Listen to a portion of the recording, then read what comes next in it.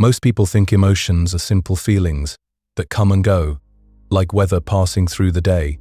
We label them happy or sad, angry or calm, as if they were just reactions we can control with enough willpower. But what if emotions are far more mysterious and powerful than we imagine? What if they're not just feelings at all, but invisible forces that shape how you see reality, make decisions and connect with others before you even realize what's happening? For centuries, we thought we understood emotions as basic human responses. But scientists have been surprised again and again to discover that emotions work in ways that challenge everything we assumed. They can change what you literally see with your eyes, alter your memories, and even influence your body's chemistry in ways that seemed impossible. The more we learn about emotions, the more we realize how much we still don't know about this fundamental part of being human. We'll be exploring this fascinating topic in more depth in this video and learn more about the hidden world of emotions that's been operating inside you all along. If you like these videos, I would appreciate if you clicked like or subscribed, as it's important for the channel and it helps others find it too, just like you did. Now, let's get started. The nervous system operates like a quiet conductor, orchestrating responses before conscious thought even arrives. Deep within your body, signals travel along pathways that were carved millions of years ago. These ancient circuits don't distinguish between a saber-toothed tiger and a difficult conversation. They simply detect patterns, assess threat levels, and prepare the body accordingly. When you lengthen and exhale, something remarkable happens in this system. The vagus nerve, a wandering pathway that connects brain to body, receives a gentle message. This nerve acts like a dimmer switch for your stress response. As you breathe out slowly, it whispers to your heart to slow down, tells your muscles to release tension, suggests to your mind that perhaps everything might be okay after all. The beauty of this mechanism lies in its accessibility. No special equipment required, no perfect timing needed. Whether you're standing in line at a grocery store or lying in bed at 3 in the morning, this biological remote control remains within reach. The exhale becomes a secret handshake with your own nervous system. What makes this even more fascinating is how the body interprets these signals. Your brain constantly scans for clues about safety and danger. Fast, shallow breathing sends urgent telegrams, convincing the mind that something requires immediate attention. But when breathing slows, especially on the exhale, those urgent messages fade into background whispers. This creates what scientists call a feedback loop, but in reverse. Instead of anxiety breeding more anxiety, calm begins to generate more calm. The heart rate settles, blood pressure drops slightly, and stress hormones start their retreat. Even the digestive system receives the memo, resuming its quiet work of processing and healing. Imagination operates as one of the most powerful emotional laboratories in existence. The brain, it turns out, doesn't always distinguish between vivid mental rehearsals and actual events. When you picture yourself succeeding at something challenging, neural networks fire in patterns remarkably similar to those activated during real success. The body responds with appropriate chemistry, releasing confidence-boosting compounds as if the achievement already occurred. This same mechanism works in darker directions too. A mind that repeatedly rehearses catastrophe begins to live in a state of perpetual emergency. The adrenal glands respond to imagined threats as if they were stalking you down a dark alley. Stress hormones flood the system, preparing for battles that exist only in thought. Consider how this plays out in everyday moments. You imagine running into someone who hurt your feelings, and suddenly your jaw tightens, your shoulders rise. The confrontation exists nowhere except in mental space, yet your body mobilizes as if preparing for actual conflict. Blood flows to large muscle groups, digestion slows, and the heart rate increases. All this from a story told inside your own head. But this same capacity for emotional time travel can become a tool for healing and growth. Athletes have known this for decades, using mental rehearsals to improve performance. They visualize successful movements, perfect timing, optimal outcomes. Their nervous systems practice these scenarios, laying down neural pathways that support actual performance when the moment arrives.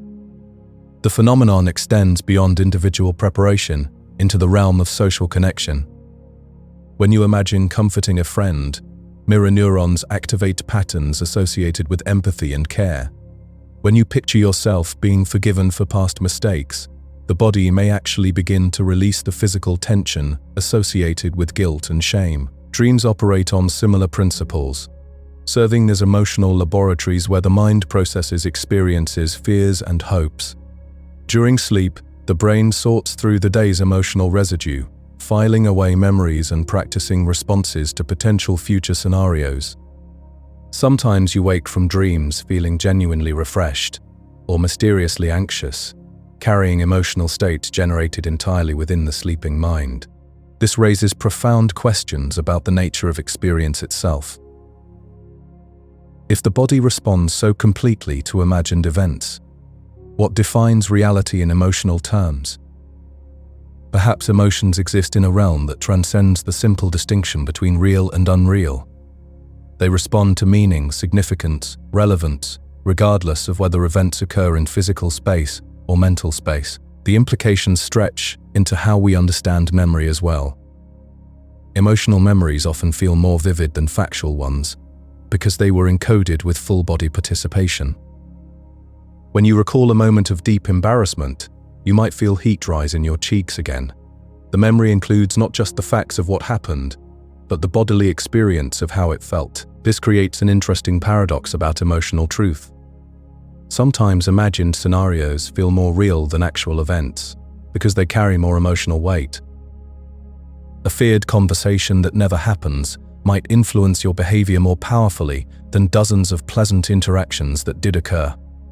The mind gives greater priority to emotionally significant stories, regardless of their factual status. Understanding this reveals something beautiful about human consciousness. We live simultaneously in multiple time frames, past memories, present sensations, and future possibilities, all contributing to this moment's emotional landscape. The body becomes a meeting place where all these timelines converge, creating the rich, complex texture of what we call feeling.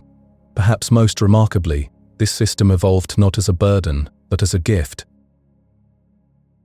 Emotional imagination allows us to learn from experiences we've never had, to prepare for challenges we've never faced, to feel connected to people we've never met. Through stories, we inherit the emotional wisdom of countless generations, expanding our capacity for understanding far beyond the limits of individual experience. The mind wanders constantly, drifting through thoughts that seem weightless.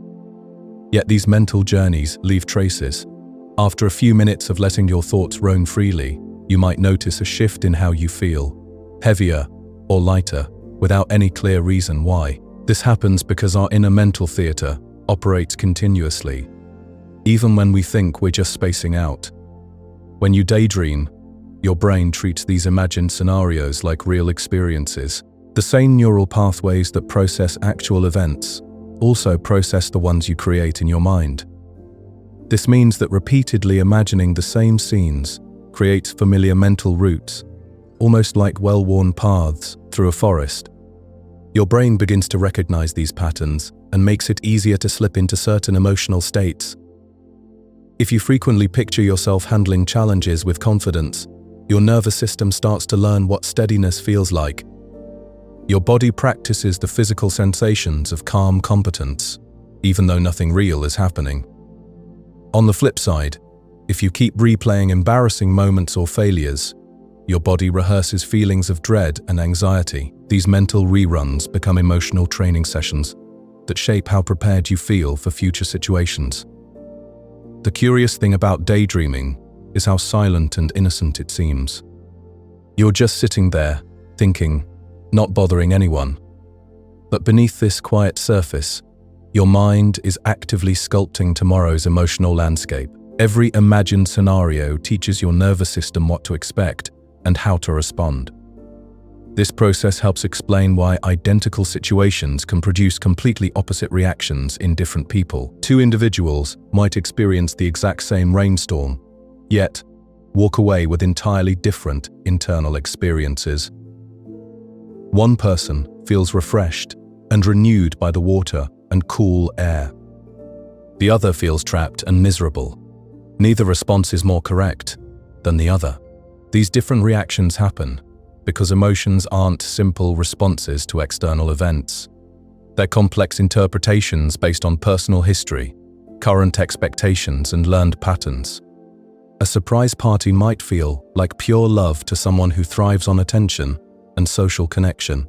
For someone who prefers solitude and dislikes being the center of focus, that same party might trigger feelings of panic or overwhelm. Even positive experiences like receiving praise can land differently depending on the person. One individual might feel recognized and valued when complimented. Another might feel increased pressure and anxiety about maintaining that standard. Your brain isn't just reacting to what's happening in the moment. It's processing what that event means to you personally, based on everything you've learned about what typically comes next. This personal meaning gets constructed from childhood patterns that taught you what to expect from the world. Recent stress levels influence how you interpret new information. Cultural background shapes what emotions feel acceptable or appropriate to experience. Understanding why we feel what we feel often requires approaching ourselves with curiosity rather than judgment. The same moment in time can carry completely different emotional messages depending on which nervous system is experiencing it. This reality can feel isolating when you realize how differently people experience the same world. But it can also feel connecting when you recognize that everyone carries their own complex inner landscape. One emotion that seems to bridge this gap between personal and universal experience is awe. Awe emerges when we encounter something too vast or magnificent for our usual mental categories. It might come from gazing at a night sky filled with stars, standing before a towering mountain range, hearing a voice so beautiful it stops your internal chatter, or witnessing an act of kindness so genuine it interrupts habitual cynicism. During moments of awe, the sense of self often feels smaller, but not in a diminishing way. It's more like stepping back from a mirror you've been looking into too closely, suddenly seeing a much wider view. Many people describe awe as simultaneously calming and humbling because it naturally rearranges priorities. Worries that seemed enormous minutes before lose some of their weight. Attention shifts from personal concerns toward feeling part of something much larger. OA has this remarkable ability to increase generosity and cooperation between people. When you feel connected to a bigger picture, you become more willing to care for others who exist within that same vast context. It's almost as if recognizing the enormity of existence makes individual boundaries feel less solid and important.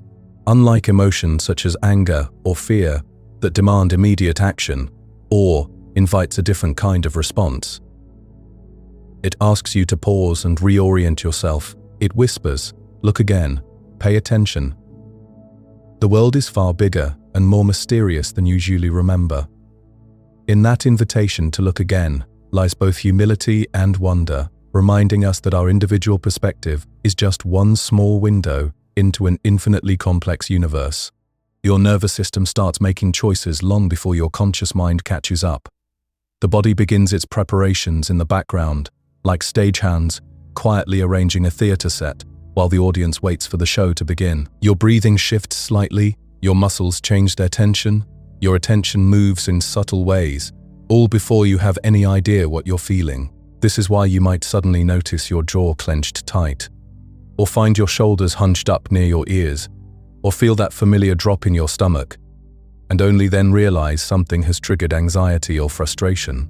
Your brain operates like a pattern-matching machine, constantly comparing what's happening right now to templates it has stored from past experiences. When those comparisons suggest potential danger, possible rejection, or available reward, your body gets the memo first. The conscious story you tell yourself about what's happening always arrives fashionably late to this party. It can feel unsettling, like being the last person to know what's going on at your own gathering, but this system actually serves as protection, allowing you to respond quickly, first, then reflect on what happened afterward. Sometimes your brain works like a creative storyteller, inventing emotions to explain mysterious body sensations. When your body sends strong signals and your conscious mind can't immediately identify the source, it rarely just shrugs and moves on. Instead, it starts crafting explanations because the brain really doesn't enjoy unsolved mysteries happening inside your own skin. A sudden flutter moves through your chest. Your throat feels tight. Strange warmth spreads across your face.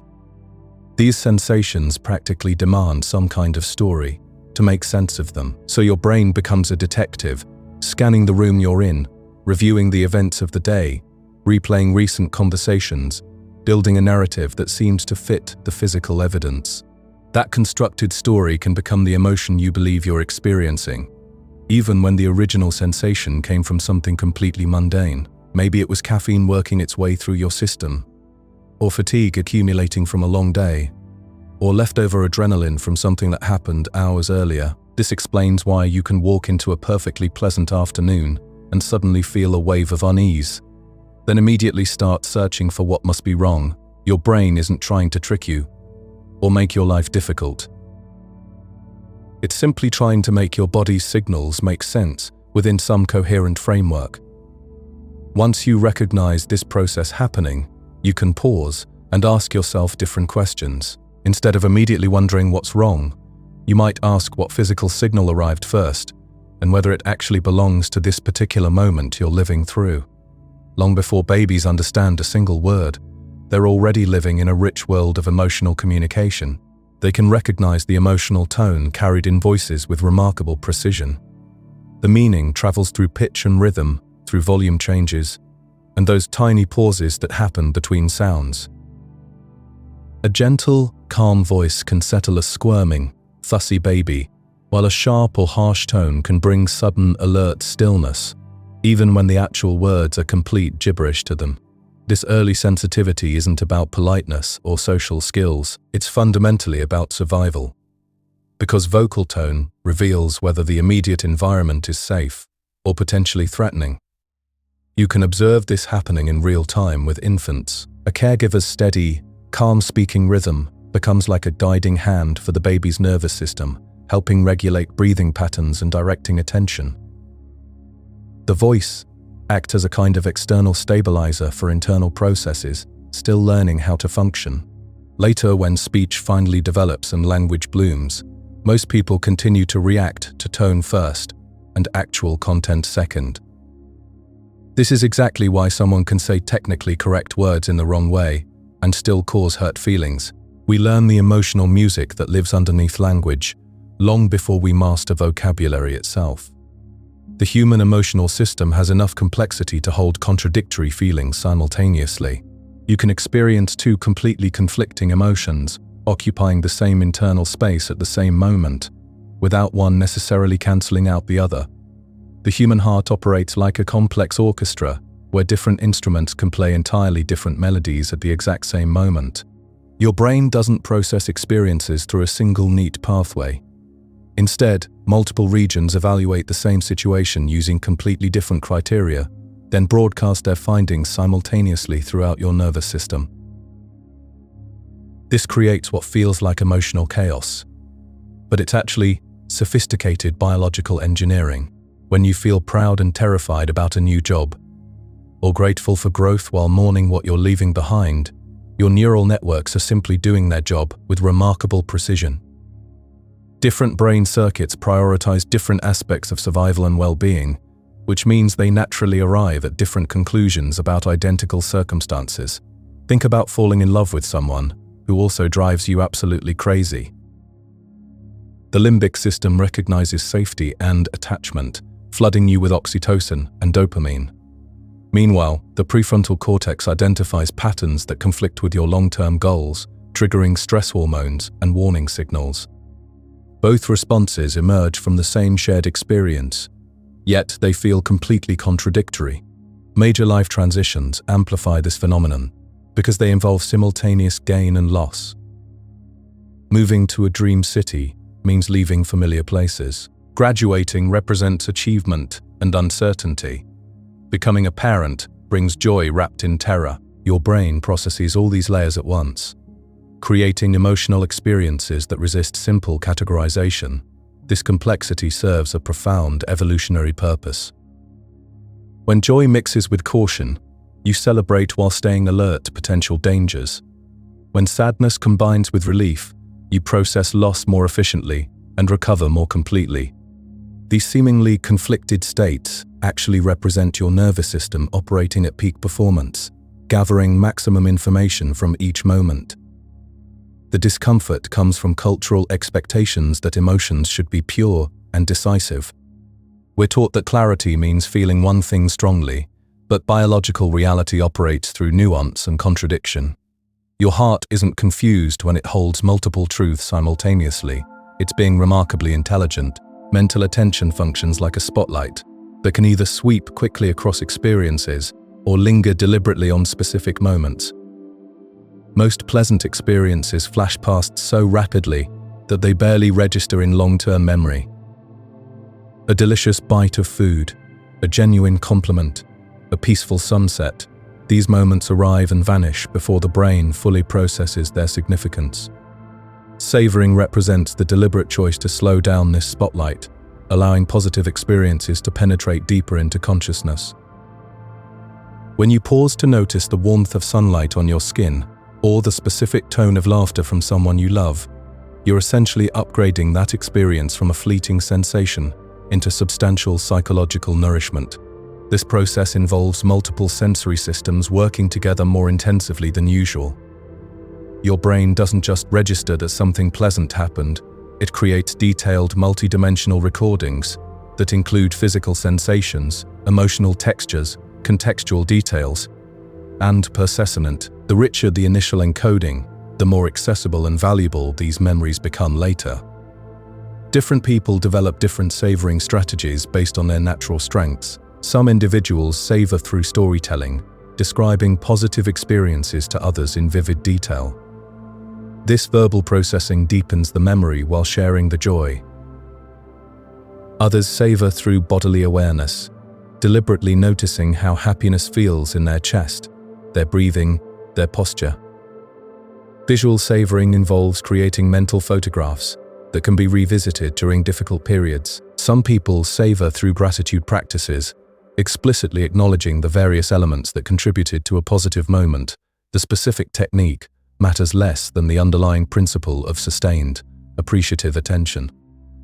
Research reveals that savored experiences literally change brain structure over time. Neurons that fire together during moments of focused appreciation create stronger networks, making positive memories more vivid and accessible. This creates an upward spiral, where savoring improves mood, which makes future savoring easier and more natural. Instead of requiring dramatic events to feel happy, people who regularly savor find richness in ordinary moments. A quiet morning coffee becomes genuinely satisfying. Brief conversations carry more weight.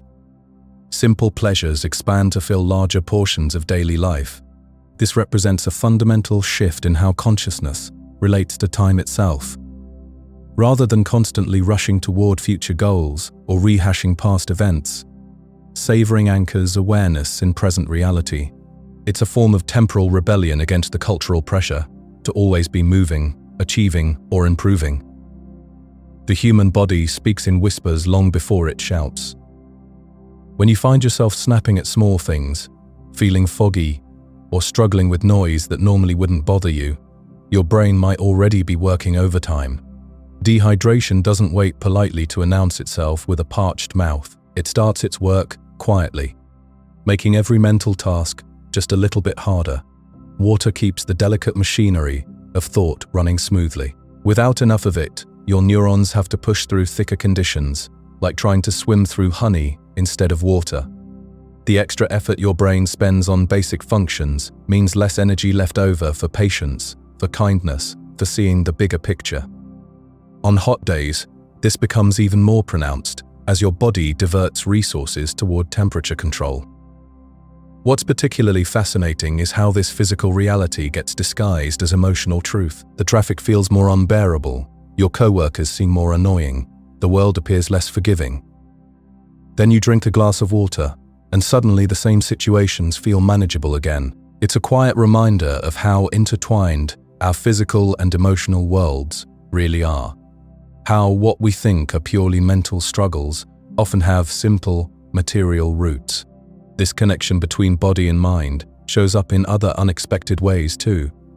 The emotion of disgust, for instance, didn't evolve just to help us avoid spoiled food or unpleasant smells. It developed as a sophisticated early warning system, protecting us from threats we couldn't see, smell, or taste. Before humans understood bacteria or toxins, disgust guided us away from contaminated water, rotting meat, and diseased animals. The feeling itself is unmistakable. That immediate recoil that happens faster than conscious thought. Your face scrunches, your body pulls back, sometimes you even feel nauseous. This isn't learned behavior, it's ancient wisdom built into your nervous system. The same mechanism that keeps you from eating moldy bread also influences how you respond to moral violations, unfair treatment, or behaviors that threaten social bonds. In a world where invisible dangers were everywhere, disgust became one of our most reliable guardians. It's remarkable how an emotion that feels so simple carries such evolutionary weight, protecting not just individual survival, but the health of entire communities. Speaking of protection, there's something equally powerful about the small repeated actions we build into our days. When uncertainty fills the air, when the future feels unpredictable, rituals create tiny islands of reliability. Washing your face the same way each night, brewing tea in a familiar sequence, arranging your workspace before you begin. These simple acts tell your nervous system that some things remain constant. The comfort isn't superstition, it's rhythm. Your brain spends enormous energy scanning for potential threats, trying to predict what comes next. When you know exactly what follows in a sequence, that mental energy gets freed up for other things. Predictability becomes a gift you give to your own mind. Rituals also work as bridges between different states of being. A bedtime sequence signals that the day's efforts can finally end, that rest is not just allowed, but invited. A morning routine tells your body that the waking up is safe, that the transition from sleep to alertness has structure and meaning. Even the simplest rituals carry this power of transition. What makes rituals truly fascinating is how they can become a personal language of safety. Lighting a candle, speaking a quiet phrase, taking 3 slow breaths, these actions accumulate meaning through repetition. They become signals you send to yourself, ways of saying that despite external chaos, this moment has intention, this space has care. The objects themselves matter less than the sequence, less than the commitment to showing up for these small ceremonies. In anxious seasons especially, this personal language can become an anchor, something reliable when everything else feels like it's shifting. It's a gentle reminder that we have more control than we sometimes realize, that creating moments of predictability is both possible and profoundly nourishing. The way humans protect themselves from invisible threats goes far deeper than most people realize. Your body has this ancient alarm system, constantly scanning for dangers you can't even see. When something smells wrong, tastes off, or looks like it's rotting, that immediate feeling of revulsion isn't just being picky, it's millions of years of evolution keeping you alive. This protective disgust works faster than conscious thought. Your ancestors who felt sick at the sight of decay, who recoiled from certain smells, they were the ones who survived. The ones who didn't have this response, well, they often didn't make it long enough to pass on their genes. So now, you carry this biological wisdom, this gut reaction that kicks in before your rational mind even knows what's happening. But here's where it gets really interesting. The same brain circuits that keep you away from spoiled food, they also fire up when you encounter certain behaviors or ideas. Moral disgust uses the exact same pathways as physical disgust.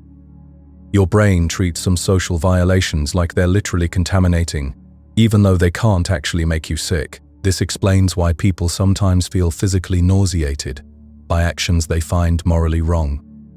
The body responds as if it needs to expel something toxic. It's fascinating how the same system that keeps you from eating rotten meat also shapes your sense of right and wrong. Sometimes this works perfectly, protecting communities from harmful behaviors. Other times, it misfires, making harmless differences feel threatening. Think about how quickly emotions spread between people. You've probably noticed this without really thinking about it. Someone smiles at you, and before you know it, you're smiling back, not because you decided to, but because your facial muscles just responded automatically. The same thing happens with worry, excitement, even disgust. Your face is constantly broadcasting signals, and other people's brains are constantly reading them. This happens at incredible speeds, much faster than language. Tiny muscle movements around the eyes, slight changes in mouth position. These create a kind of emotional contagion that moves through groups like ripples in water. In any crowded space, you can watch this play out. One person's laughter triggers more laughter, creating waves of amusement that spread far beyond whatever was originally funny. A single person's anxiety can make an entire room feel tense. Your expression isn't just your private business, it becomes part of everyone else's emotional environment. This automatic mimicry serves a purpose beyond just social bonding. It's how groups coordinate without words, how they share information about threats or opportunities. If someone's face shows fear, and your face automatically mirrors that expression, your brain starts preparing your body for whatever danger might be approaching. It's like having an early warning system that operates through facial expressions. The power of putting feelings into words reveals another layer of how emotions work in the human system. When difficult experiences stay locked inside, they tend to circle endlessly, like a song stuck on repeat. The same thoughts, the same feelings, going around and around without ever reaching any kind of conclusion. Writing breaks this cycle in a surprisingly effective way. Something about translating emotions into sentences forces the mind to organize chaotic feelings into a logical sequence. Instead of this swirling mess of confusion, you end up with a story that has a beginning, middle, and end. Your nervous system seems to find this organizing process deeply relieving. Research shows that people who write about traumatic or stressful experiences often see improvements in various health measurements. Their immune systems function better, they sleep more soundly, they visit doctors less often. It's as if expressing these experiences in words helps the body finally process and release them. The act of writing creates something like a private conversation with yourself. You can be completely honest without worrying about how someone else might react. There's no need to manage anyone's feelings or explain yourself. This kind of unfiltered expression often reveals truths that surprise even the writer. Sometimes people discover they're not as angry as they thought, or that their sadness has a different source than they expected. Writing becomes a form of archaeology, digging through layers of emotion to find what's really underneath. The simple act of naming feelings seems to reduce their intensity, like turning on a light in a dark room. What's remarkable is how these different emotional processes connect to each other. The same brain that protects you through disgust, that coordinates with others through facial expressions, that finds relief through written words, it's all part of one incredibly sophisticated system.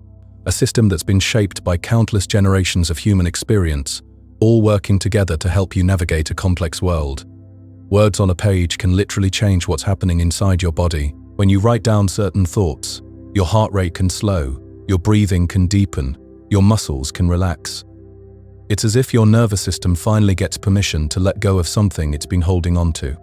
The physical act of moving a pen across paper creates a bridge between your mind and your body, allowing tension to flow out through your thinkit. Your emotional system often knows things before your thinking mind catches up. You might find yourself tearing up during a movie scene that doesn't seem particularly sad, or feeling your chest tighten when you hear a song you haven't heard in years. These reactions happen because your body processes emotional information through pathways that bypass conscious thought entirely. Your nervous system can recognize the emotional weight of a moment and respond accordingly, even when you can't put your finger on why. Tears serve as more than just an expression of sadness. They function like a pressure release valve for your entire emotional system. When stress builds up beyond a certain threshold, crying can interrupt the escalation by forcing changes in your breathing pattern and muscle tension. It's essentially a biological reset button that your body can activate when it detects emotional overload. This explains why you might feel confused while crying, but oddly relieved afterward. The way we understand our own feelings depends heavily on the words we have available to describe them. Before you learn specific emotional vocabulary, feelings can exist inside you like unnamed weather patterns. You might sense something shifting in your mood, feel restless or unsettled, but struggle to identify exactly what's happening. Then you encounter a word like melancholy or nostalgia, and suddenly that vague feeling snaps into focus. Language doesn't create emotions from scratch, but it does give them shape and definition. Having the right word for a feeling is like having a tool to work with it. You can examine it more closely, track what triggers it, and make more informed decisions about how to respond. This is why people often feel deeply understood when someone uses exactly the right word to describe their experience. Learning more precise emotional vocabulary actually expands your capacity to feel. When you can distinguish between frustration and disappointment, or between contentment and joy, you start noticing these subtle differences in your daily life. Your emotional landscape becomes more detailed, more nuanced. You can navigate your inner world with greater precision because you have better maps. The brain has a peculiar relationship with future events. When something meaningful is approaching, whether it's a vacation or a first date, or even just the weekend, your mind begins constructing that future experience in advance. It samples possible scenarios, imagines conversations, pictures how things might unfold. This mental rehearsal creates its own form of pleasure that can sometimes exceed the actual event. Anticipation operates on pure possibility, and possibility has no boundaries.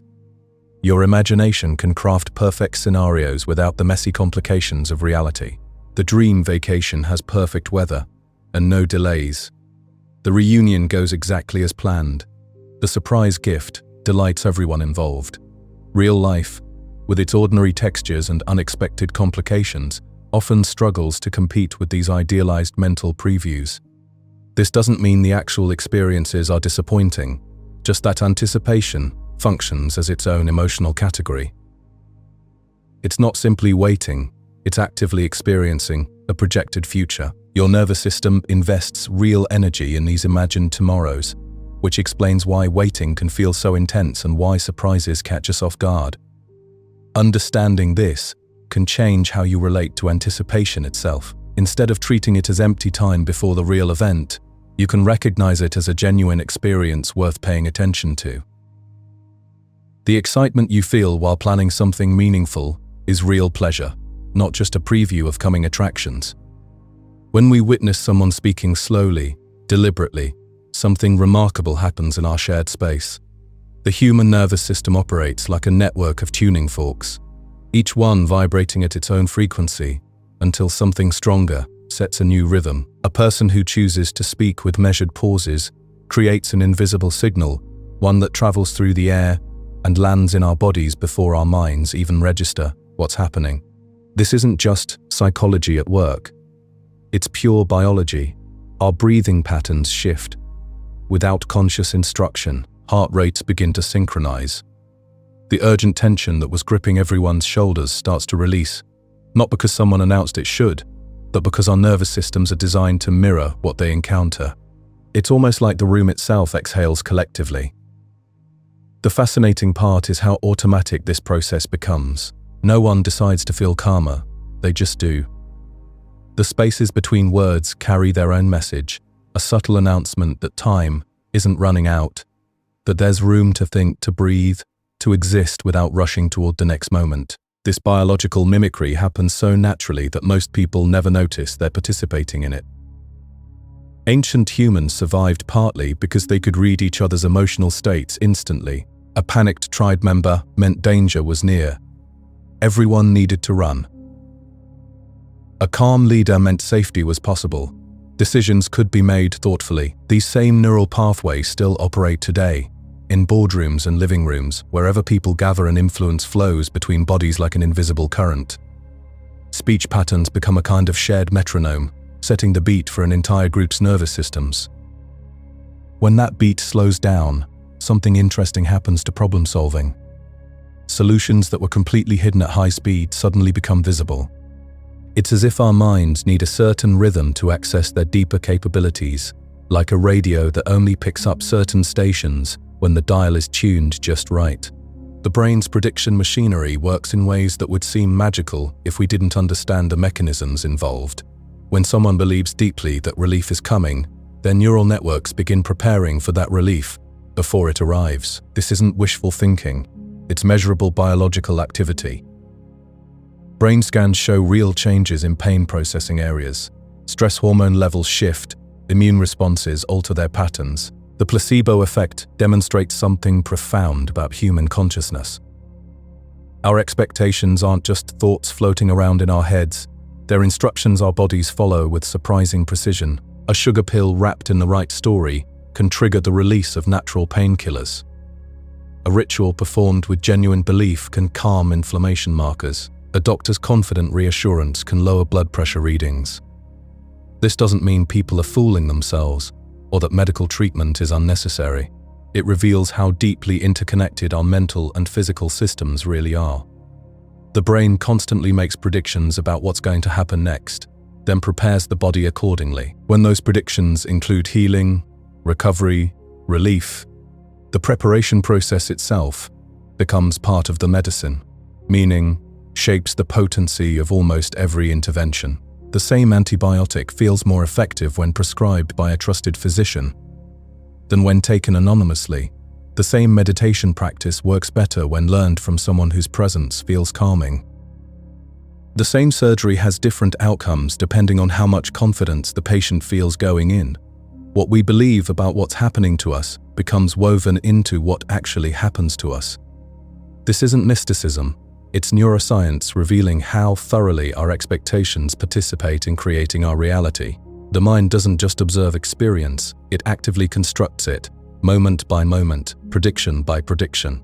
The brain doesn't just receive the world as it is, it actively constructs what you experience moment by moment. Your emotional state acts like a filter, quietly reshaping every sensation that reaches your consciousness. When fear courses through your system, the visual world becomes a different place entirely. Colors might appear more saturated, contrasts sharpen, and your eyes hunt for movement with an intensity you barely notice happening. This isn't your imagination playing tricks.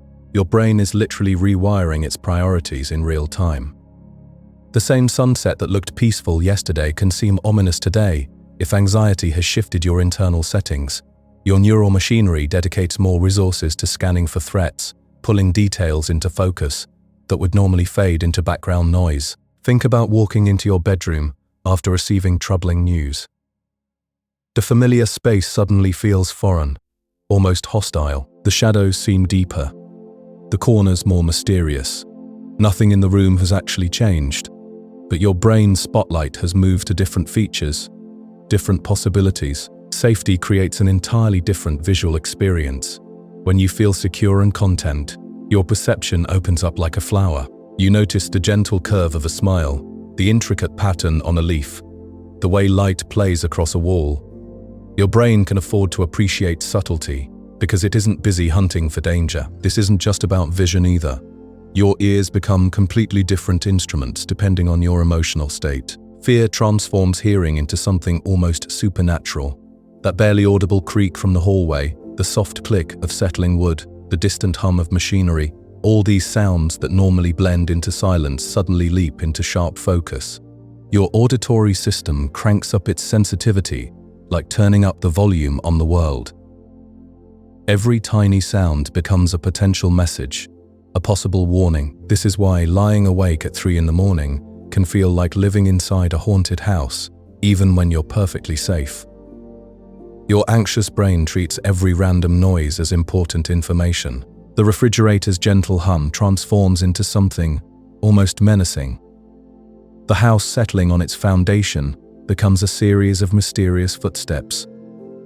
Your hearing system, designed to protect you, sometimes protects you from dangers that exist only in possibility. But here's where it gets really interesting. This hypervigilant hearing isn't actually malfunction. It's your brain doing exactly what it evolved to do. In genuinely dangerous situations, this ability to detect the faintest sounds could save your life. A predator's breathing, a branch snapping under weight, the whisper of movement in tall grass. These could all be the difference between survival and disaster. Your ancestors who could hear danger coming were the ones who lived long enough to pass on their genes. So now you inherit this incredible acoustic radar system that activates whenever threat feels possible. Sometimes it overshoots, turning ordinary nights into adventures in hyper-awareness, but that's the price of having such a sensitive early warning system. The relationship between love and grief reveals something profound about how attachment works in the brain. These two emotions, which feel so different, actually share much of the same neural real estate. They're like two sides of the same coin, both emerging from your brain's deep need for connection. Love creates a sense of completion, of safety, of having found your place in the world. When you love someone deeply, their presence becomes part of your baseline normal. Your nervous system learns to expect them, to factor them into its calculations of safety and well-being. This is why grief feels so disorienting. It's not just sadness about loss. It's your attachment system continuing to reach out for someone who's no longer there. Your brain keeps expecting their voice, their touch, their familiar presence. The neural pathways carved by years of connection don't simply disappear when the person does. Sometimes grief includes moments of almost sensing the person nearby, a familiar scent, a shadow that looks like their silhouette, the feeling that they just left the room. This isn't mystical, it's your attachment system, doing what it always did, searching for connection, reaching out automatically. The same neural networks that created the warmth and safety of love now create the cold absence of grief. It's the same system, just responding to different circumstances. This is why grief can feel so physically painful, why people describe it as an ache or a hollow feeling in their chest. Love itself carries this vulnerability built right in. The stronger your attachment grows, the more your brain has invested in that connection. So any threat to the bond, any sign that it might weaken or break, triggers intense alarm. This is why loving deeply always means accepting the possibility of deep loss. But perhaps that's what makes connection so precious. Your brain, this 3-pound universe of electrical activity, has evolved to create bonds so powerful they can reshape your entire experience of reality. When those bonds form, they become part of the architecture of your inner world. And when they break, the resulting grief is simply evidence of how extraordinary human connection really is. Emotions flash through us faster than lightning strikes. Your face can experience a complete emotional reaction in milliseconds, before your conscious mind even realizes what happened. These micro-expressions ripple across your features like waves on water, gone almost before they arrive. Think about it. A tiny burst of annoyance might tighten the muscles around your eyes for just a fraction of a second. A momentary spark of joy could lift the corners of your mouth so briefly that even you miss it. Your body responds to feelings at a speed that makes hummingbird wings look sluggish. What makes this fascinating is how these invisible emotional moments still manage to influence your decisions. That split second of unease you felt about someone, it might make you step back without knowing why. That microscopic flutter of curiosity. Suddenly you find yourself moving closer to investigate something. Scientists have discovered that our emotional systems operate like extremely sensitive radar equipment, constantly scanning and responding to signals we never consciously detect. Your nervous system processes emotional information about 40 times faster than your thinking brain can keep up with. This creates an interesting philosophical question about the nature of choice itself. How many of our decisions get shaped by feelings we never even knew we had?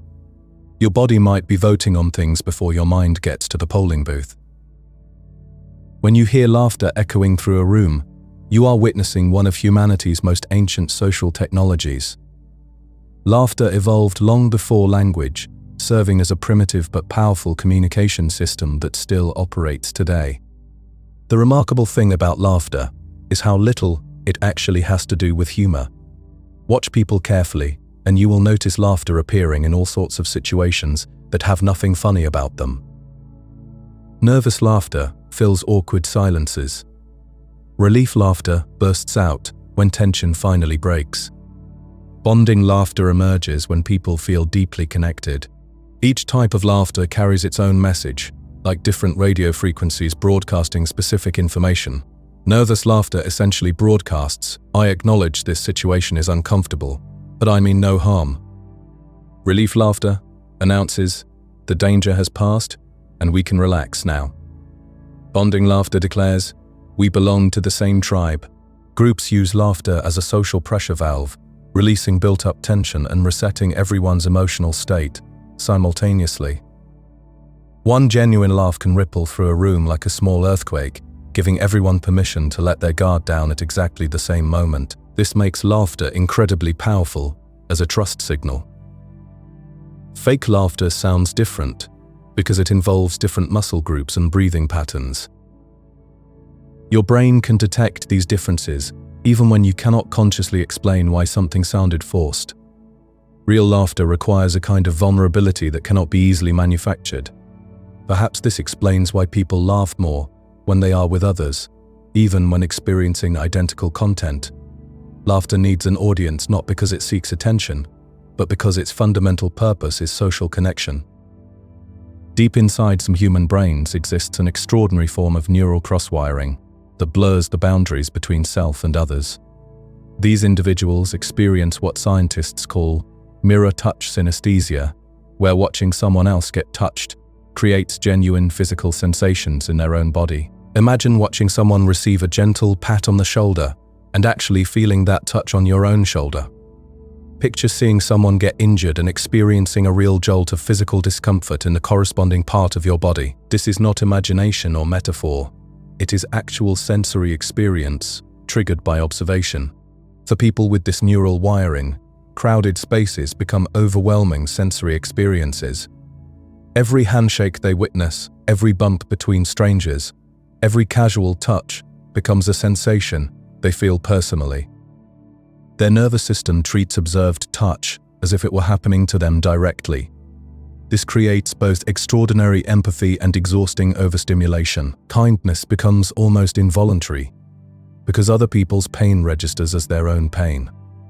But movie theaters and busy restaurants can feel like being bombarded with phantom sensations from dozens of bodies. What this reveals about human nature is profound. Our brains did not evolve as isolated processing units. They developed as interconnected systems designed to resonate with other minds and bodies around them. Even those of us without mirror touch synesthesia still experience this resonance in subtler ways. Your heart rate can synchronize with people you are close to. Your breathing patterns can align with those of your conversation partner. Your facial muscles unconsciously mirror the expressions of faces you are looking at. This suggests something remarkable about the nature of individual consciousness itself. Perhaps the boundaries between one mind and another are far more porous than we typically imagine. Your brain might be less like a fortress and more like a radio receiver, constantly tuning into signals from other human transmitters nearby. Tears represent one of the most mysterious aspects of human emotional expression. Unlike every other animal on Earth, humans produce tears specifically in response to emotional experiences, rather than just physical irritation. Scientists still debate why this ability evolved. Tears make us temporarily vulnerable by blurring our vision and advertising our emotional state to anyone watching. From a survival perspective, this seems counterproductive. Yet somehow, the ability to cry became a defining characteristic of our species. One theory suggests that emotional tears serve as powerful social signals that bypass normal communication barriers. Words can lie, but tears are much harder to fake convincingly. They carry chemical signatures that differ from regular tears, creating distinct visual and even olfactory cues that others can detect. When someone sees you crying, their brain receives multiple streams of information simultaneously. The visual distortion of tears, the redness around your eyes, the changes in your breathing pattern, even subtle chemical signals in the air, all combine to create an unmistakable message of genuine emotional distress. This might explain why tears tend to evoke such strong responses in others. They represent a kind of emotional emergency broadcast system, cutting through social pretense and demanding immediate attention and care. The chemistry of tears reveals something fascinating about how our bodies respond to different kinds of stress. When dust gets in your eye, or when cold wind makes you tear up, Those tears carry a completely different mix of substances compared to the tears that come from heartbreak or overwhelming joy. Your body literally manufactures different types of tears for different situations. This isn't just about eye protection anymore.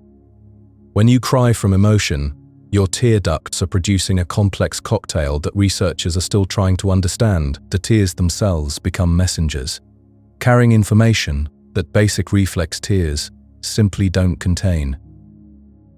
It's as if your body has developed multiple languages for expressing what's happening inside. What happens during emotional crying goes far beyond just producing tears. Your breathing pattern shifts, usually becoming deeper and more irregular. Muscle tension that you might not have even noticed starts to dissolve. Your entire nervous system essentially downshifts into a different mode of operation. This is why people often describe feeling completely exhausted after a good cry, but also somehow lighter, like a pressure valve has been released. The act of crying serves as a form of communication that doesn't require words. When tears become visible, they signal to others that something significant is happening. This visibility can draw comfort and support in ways that spoken language sometimes cannot achieve. There's something universally understood about tears that transcends cultural and linguistic barriers. Even when no one else is around, crying still performs important work. The physical act seems to communicate with your own nervous system, marking the moment as emotionally significant. Instead of emotions getting trapped and building up internal pressure, crying provides a pathway for intense feelings to move through your body and eventually dissipate. The concept of belonging operates like an invisible shield around your stress response system. When you feel genuinely accepted and included, your body handles challenging situations with remarkably less internal alarm. It's not that the difficulties become easier, but rather that your nervous system interprets them differently when it senses support nearby. Think about how differently you might approach a difficult conversation when you know someone is genuinely on your side, or how a child will attempt much braver actions when a trusted adult is watching. The task itself hasn't changed, but the biological cost of attempting it decreases significantly when belonging is present. This effect can be triggered by surprisingly subtle signals. Someone remembering your name, including you in a light-hearted moment, or simply speaking to you with genuine warmth. These small interactions send powerful messages to your brain about safety and acceptance. Your nervous system receives these cues and adjusts its threat assessment accordingly. What makes belonging so neurologically powerful is how it transforms the nature of stress itself. Instead of facing challenges as an isolated individual against a potentially hostile world, stress becomes something shared and manageable. The difficulty remains, but your body's interpretation of that difficulty shifts dramatically. Your heart and digestive system are constantly sending information upward to your brain, not just receiving commands from above. This creates a continuous feedback loop that most people never consciously notice. The rhythm of your heartbeat, the pattern of your breathing, the sensations arising from your stomach, all of these are continuously informing your brain about your current state. These internal signals become crucial ingredients in how your brain constructs emotional experiences. When your chest feels fluttery, that physical sensation can make an otherwise neutral situation feel charged with significance. When your breathing is slow and steady, problems that seemed overwhelming might suddenly feel more approachable. Scientists have given this process a name, interoception, which refers to your ability to sense what's happening inside your own body. This internal awareness operates mostly below the threshold of conscious attention, but it wields enormous influence over your emotional state. A subtle shift in your internal physical condition can completely change how you interpret and respond to external situations. This helps explain why emotions sometimes seem to appear from nowhere. You might suddenly feel anxious or excited without any obvious external trigger, not realizing that the first signal actually came from within, from your heart rate or breathing pattern quietly communicating with your brain. Your body often knows something is happening before your conscious mind catches up. The human nose connects to memory in ways that seem almost magical. When you breathe in a particular scent, the molecules don't take the usual long journey through your brain's thinking centers. Instead, They slip directly into areas that handle emotion and remembrance. This shortcut explains why a single smell can transport you instantly to another time, another place. Your grandmother's perfume might suddenly fill a room, and without warning, you're 5 years old again, sitting in her kitchen. This bypass of rational thought makes smell uniquely powerful among our senses. You can't argue with it, you can't logic your way out of the response.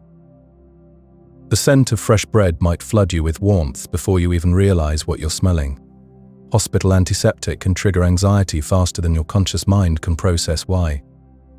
It's as though certain odors carry entire worlds within them, complete with all the feelings that once lived there. What's particularly fascinating is how this happens without your permission. You don't decide to remember, you don't choose to feel. The body simply responds as if the past has momentarily invaded the present. One moment you're walking down a street, the next you're overwhelmed by the phantom presence of a place you haven't seen in decades. Smell becomes a form of accidental time travel, operating entirely outside conscious control. Scientists have discovered something remarkable about nostalgia's effect on physical discomfort. When people are guided into nostalgic states during controlled experiments, their ability to tolerate pain actually increases. This isn't just psychological comfort, though comfort plays a role. Something deeper seems to be happening in the brain's processing centers. Pain, it turns out, isn't simply a direct signal from damaged tissue to consciousness. The brain interprets these signals through multiple filters, including emotional context and personal meaning. When nostalgia creates a sense of connection, of being cared for across time, the brain appears to treat current threats as less severe. The remembered warmth of belonging somehow translates into present resilience. You can observe this phenomenon in everyday behavior. People instinctively reach for familiar comforts when facing stress or difficulty. An old song, a childhood dish, a particular fragrance. These aren't just distractions from discomfort. They seem to function as emotional armor, creating an inner sanctuary where the body can better weather whatever storm it's facing. This suggests that our past experiences of safety and connection don't simply fade away. They remain accessible as resources, as tools the nervous system can deploy when needed. Nostalgia becomes more than sentimentality. It becomes a form of self-medication, a way the mind cares for the body by drawing on memories of being cared for. The emotion we call anger operates like a cognitive drug. When it floods your system, it doesn't just change how you feel, it changes how you think. Suddenly, complex situations seem simple, uncertain choices become obvious. Weak arguments feel bulletproof. This surge of certainty can be intoxicating, especially when you're facing confusion or self-doubt. Anger narrows attention in specific ways. It filters out nuance, dismisses contradictory evidence, amplifies supporting details. Under its influence, you might feel like you're seeing clearly for the first time. But this clarity is manufactured, not discovered. The emotion creates the illusion of insight by eliminating anything that might complicate the picture. This false confidence can be dangerous in arguments or negotiations. As emotional temperature rises, each person becomes more certain of their position, even when the facts haven't changed. Anger whispers that hesitation equals weakness, that doubt equals defeat. It pushes toward action, toward decision, toward confrontation, regardless of whether such responses serve your actual interests. It often arises when something genuinely important feels threatened, when a boundary has been crossed or a value has been violated. The emotion itself can provide useful information about what matters to you. The problem comes when you mistake the intensity of the feeling for the accuracy of your analysis. Learning to read anger as a signal rather than a solution requires recognizing this distinction. The emotion might be telling you something significant is at stake, but it's not necessarily telling you what to do about it, or even helping you see the situation clearly. Like a smoke alarm, anger alerts you to potential danger. But you still need to investigate carefully before deciding how to respond. This interplay between emotion and judgment reveals something profound about human consciousness. We like to think of ourselves as rational beings who occasionally feel things. But perhaps we're better understood as feeling beings who occasionally think clearly. Our emotions don't just color our perceptions. They actively construct them, moment by moment, breath by breath. When we feel anxious, something peculiar happens to our experience of time. Each second seems to stretch and expand, as if the universe has decided to slow down just for us. You're waiting for an important text message, and those 3 minutes feel like 30. You hear footsteps behind you on a quiet street, and every step echoes longer than it should. This stretching of time happens because anxiety transforms us into vigilant observers. Our minds become like security cameras, constantly scanning, constantly checking. Every small sound gets analyzed. Every shadow gets examined. This continuous monitoring fills up each moment with mental activity, making time feel dense and heavy. Anxiety also pulls our brains into the future, but not in a pleasant way. We start rehearsing conversations that haven't happened yet. We imagine scenarios that may never occur. These mental rehearsals crowd into the present moment, making it feel thick with possibilities and worries. It's exhausting work, this constant preparation for imaginary futures. The curious thing is that when time slows down during anxiety, it can make our fears feel more legitimate. If this moment feels so intense and stretched out, surely something important must be happening. But sometimes, the slowing of time isn't a warning signal about reality. It's just our minds working overtime on the present. Sadness operates differently, like a photographer adjusting their lens to focus on one small detail. When we're sad, our attention becomes a narrow spotlight that refuses to widen. A careless comment from a friend can expand to fill our entire emotional landscape. A minor setback can seem to explain everything wrong with our lives. This narrowing isn't random, though. Sadness often follows loss, disappointment, or change, and in its quiet way, sadness forces us to slow down and examine what truly mattered to us. It's like being handed a magnifying glass for our own values and attachments, not pleasant, but sometimes surprisingly clarifying. The trouble comes when that spotlight never lifts, when that small detail becomes the entire story of who we are. Sadness serves a purpose, but it wasn't meant to be permanent furniture in our minds. Joy works like the opposite of sadness, widening our attention instead of narrowing it. When we feel joyful, the world seems to offer more possibilities. That difficult problem suddenly looks solvable. That stranger's face appears friendlier. That creative project feels worth attempting. This expansion matters more than we might think. Learning and creativity often depend on our ability to see beyond the obvious, to notice connections that weren't visible before. Joy gives our brains permission to explore and experiment. It loosens the tight grip of caution and threat detection. There's something contagious about this openness too. When one person's mood lifts and expands, it often creates space for others to relax their guard. A single genuine laugh in a tense room can shift the entire atmosphere. Suddenly everyone has more mental room to breathe. Joy doesn't erase the difficulties of reality, but it changes what we believe is possible within that reality. It's like adjusting the aperture on a camera, letting in more light and revealing details that were always there, just hidden in the shadows of our more contracted emotional states. These shifts between narrow and wide attention, between compressed and expanded time, happen constantly throughout our days.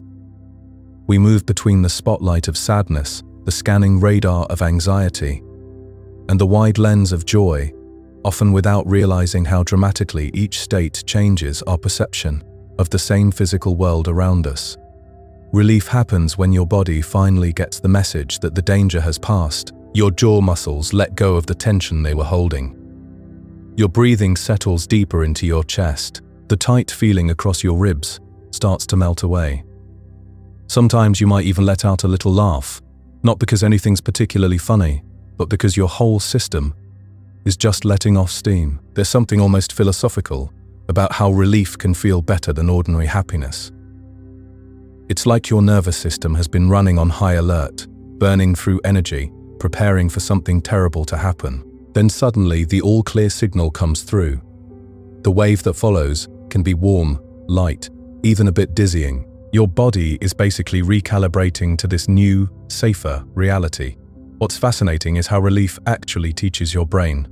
Every time a feared outcome doesn't materialize, your mind updates its internal predictions just a little bit. This explains why reassurance feels so powerful in the moment, yet somehow loses its strength later on. Your brain is constantly refining its threat detection system based on what actually happens, versus what it thought might happen. Relief isn't simply the absence of fear, it's more like the sensation of coming back to yourself, of returning to your baseline state. There's a profound difference between never being afraid and being afraid but then finding safety again. Your brain sometimes gets confused about what your racing heart actually means. The physical machinery of excitement and fear is remarkably similar. Your heart pounds, your breathing changes, energy surges through your system, but your mind has to make sense of these signals, and it does this by scanning your environment for clues. Standing on a stage before speaking, meeting someone new, taking a calculated risk. These situations all trigger the same basic physiological response. Whether you interpret that response as terror or anticipation can completely change your experience. Call it fear, and you'll probably start looking for the nearest exit. Call it excitement, and you'll lean into the moment, searching for possibilities instead of threats. This isn't just about positive thinking or trying to convince yourself everything's fine. It's about how quickly your brain creates meaning from physical sensations. Some people get better at treating their racing heart like a neutral engine, then consciously choosing the story that aligns with their goals. Rather than their worries, human faces are constantly having quiet conversations that happen below the level of conscious awareness. When someone smiles at you, your facial muscles often respond automatically, creating a tiny echo of their expression. You probably don't notice this happening, but your nervous system is essentially catching their smile like you might catch a ball someone throws to you. This facial mirroring works like a subtle handshake between two nervous systems. It can happen in seconds, connecting you to a complete stranger. Think about how a genuinely warm cashier can shift your entire mood during a brief interaction. Your face reads their face and responds before your thinking mind even gets involved. This automatic mirroring serves important social functions.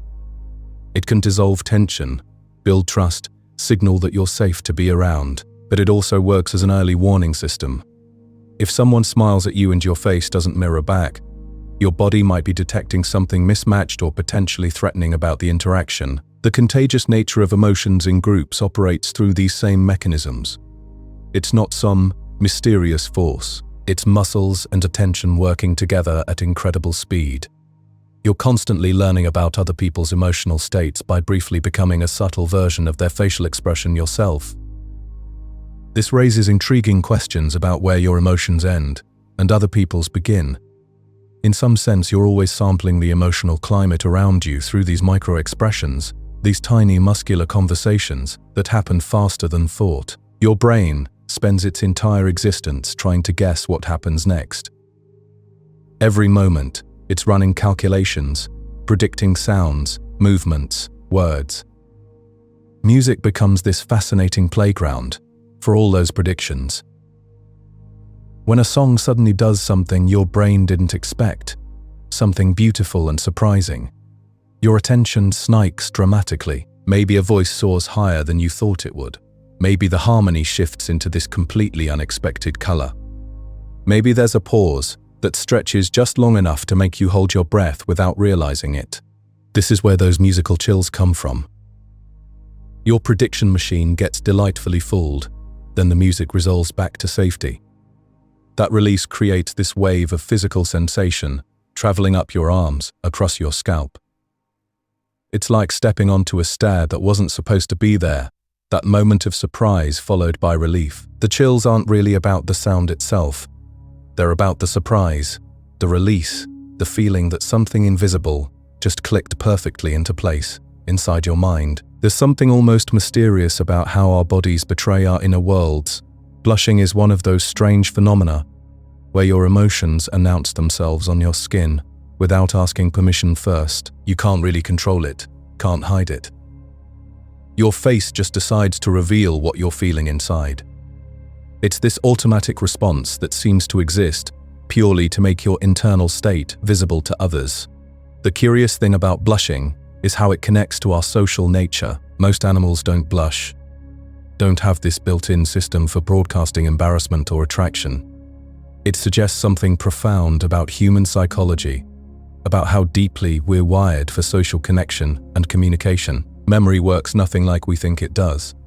We imagine our memories as these perfect recordings, stored away in mental filing cabinets. But that's not what's happening at all. Every time you remember something, your brain is actually reconstructing that moment from fragments. It's taking pieces of what happened, mixing them with your current mood, your current beliefs, the stories you've told yourself over the years. Emotional memories feel incredibly vivid, even when the details are completely wrong. You might remember exactly how your chest felt tight, or that rush of relief washing over you.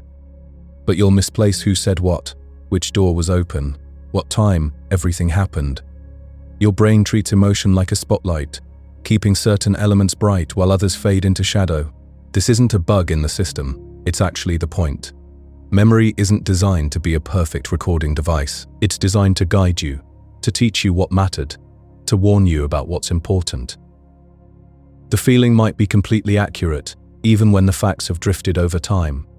When stress becomes chronic, your body essentially switches into this fuel-saving survival mode. It starts acting like resources are scarce, even when they're not. Your system prioritizes immediate needs, quick energy, constant readiness for challenge. Even if you're just sitting at a desk, completely safe, your body is still bracing for emergencies. This survival mode is expensive to maintain.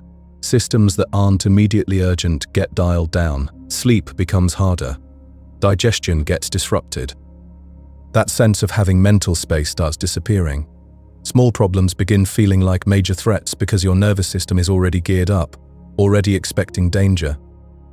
The strangest part is how this heightened state can become familiar, almost comfortable. Your body learns the pattern and keeps returning to it, like a default setting. It's as if your nervous system gets stuck in this emergency mode, even when the emergency never actually arrives. But here's the hopeful part. That switch can move in the other direction too. Repeated signals of genuine safety, steady routines, real rest, can slowly teach your body that it's allowed to spend energy on recovery again. The same learning system that created the stress pattern can gradually unlearn it. When blood rushes to your face, something fascinating happens beneath the surface.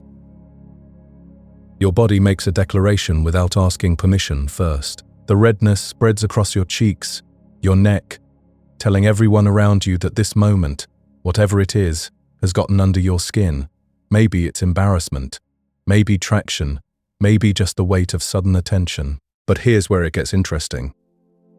This involuntary broadcast can actually help you. People watch someone turn red after making a mistake, and they often see honesty in that flush. They read it as understanding, as care, as a person who knows they've stepped over some invisible social line. Your body becomes a messenger, telling the group that you're not ignoring what just happened, that you feel the weight of it. It's like biological diplomacy, a way of repairing something before words even get involved. Of course, blushing doesn't always play fair. Sometimes your face betrays you when you've done nothing at all, simply because eyes are on you. But even then, it reveals something profound about how we're built. Some emotions refuse to stay private. They spill out through our skin, our expressions, our posture, shaping how the world responds to us. Think about how feelings can outlive their causes. A cutting remark from hours ago still burns in your chest. A close call on the highway is over, but your hands won't stop trembling. The trigger disappeared, yet your body keeps climbing that emotional mountain. This happens because our minds are remarkable storytellers. They replay scenes. Imagine different endings. Scan the horizon for signs that trouble might return. Each mental replay strikes the match again, keeping the flame alive. Your hormones and adrenaline don't vanish. the moment you decide you're done feeling something. They linger, creating this strange sensation that your emotions have their own agenda. But there's wisdom hidden in this delay. Sometimes that rising intensity after an event is your system trying to learn something, trying to protect you from future harm. The question becomes knowing when that mental replay serves you and when it's just feeding a fire that should burn out. Physical warmth can quietly reshape how you see the world around you. Hold a mug of hot tea in your hands, and something subtle shifts in your brain. You might judge strangers as a little friendlier, situations as a little safer. It's not just comfort in the obvious way. Your mind borrows meaning from your body, using that heat in your palms as evidence about the social temperature around you. This connection runs deep in human experience. Warmth often meant closeness, shelter, protection throughout our history. As infants, heat came with being held, with safety, with care. Later in life, the same physical sensation can echo into how we interpret social situations, without us even noticing the leap our brains are making. It doesn't mean a hot drink forces you to be kind. It means your brain is willing to use bodily cues as shortcuts when making quick judgments about people and situations. We like to think our decisions come from careful reasoning, but tiny physical signals can tilt our first impressions. Warmth in the hands becomes warmth in interpretation, like adjusting the lighting in a room and watching all the colors change. The brain treats social rejection and physical injury as surprisingly similar threats. When you're excluded, cast out, ignored, it can hurt in ways that feel genuinely physical. This isn't just metaphorical language. Your nervous system uses overlapping alarm circuits for both bodily harm and social danger, because being rejected by the group once carried real survival consequences. Picture walking into a room where conversation stops, or sending messages that go unanswered while others connect freely around you. Your stomach might sink, your chest might tighten, heat might build behind your eyes. These aren't signs of weakness. They're your ancient warning system treating disconnection as genuine danger. The same way it would treat a physical wound, this overlap explains why social comfort can feel medicinal. A thoughtful message, a genuine invitation, someone's steady presence beside you can reduce distress the way rest soothes physical soreness. It's the alarm system finally quieting down, recognizing that safety has returned. Understanding this changes how we might treat ourselves and others when social pain strikes. It's not imaginary suffering. It's an old warning system, doing exactly what it was designed to do, protecting us with the only tools it has. The human brain really doesn't like blank spaces. When we're waiting for news, any news, our minds start working overtime. They rehearse every possible outcome, check every signal we can think of, and basically exhaust themselves trying to predict what can't be predicted. It's like having a computer running too many programs at once. Everything slows down and gets hot. What's really interesting is that most people would rather hear bad news than no news at all. A rejection letter stings for a moment, but waiting for that letter keeps you awake for weeks. Bad news lets your nervous system finally relax, even if you're disappointed. The waiting, though, that keeps all your systems on high alert. Your brain has this quirky habit of treating uncertainty like danger. It would rather prepare for a disaster that never comes than be caught off guard by one that does.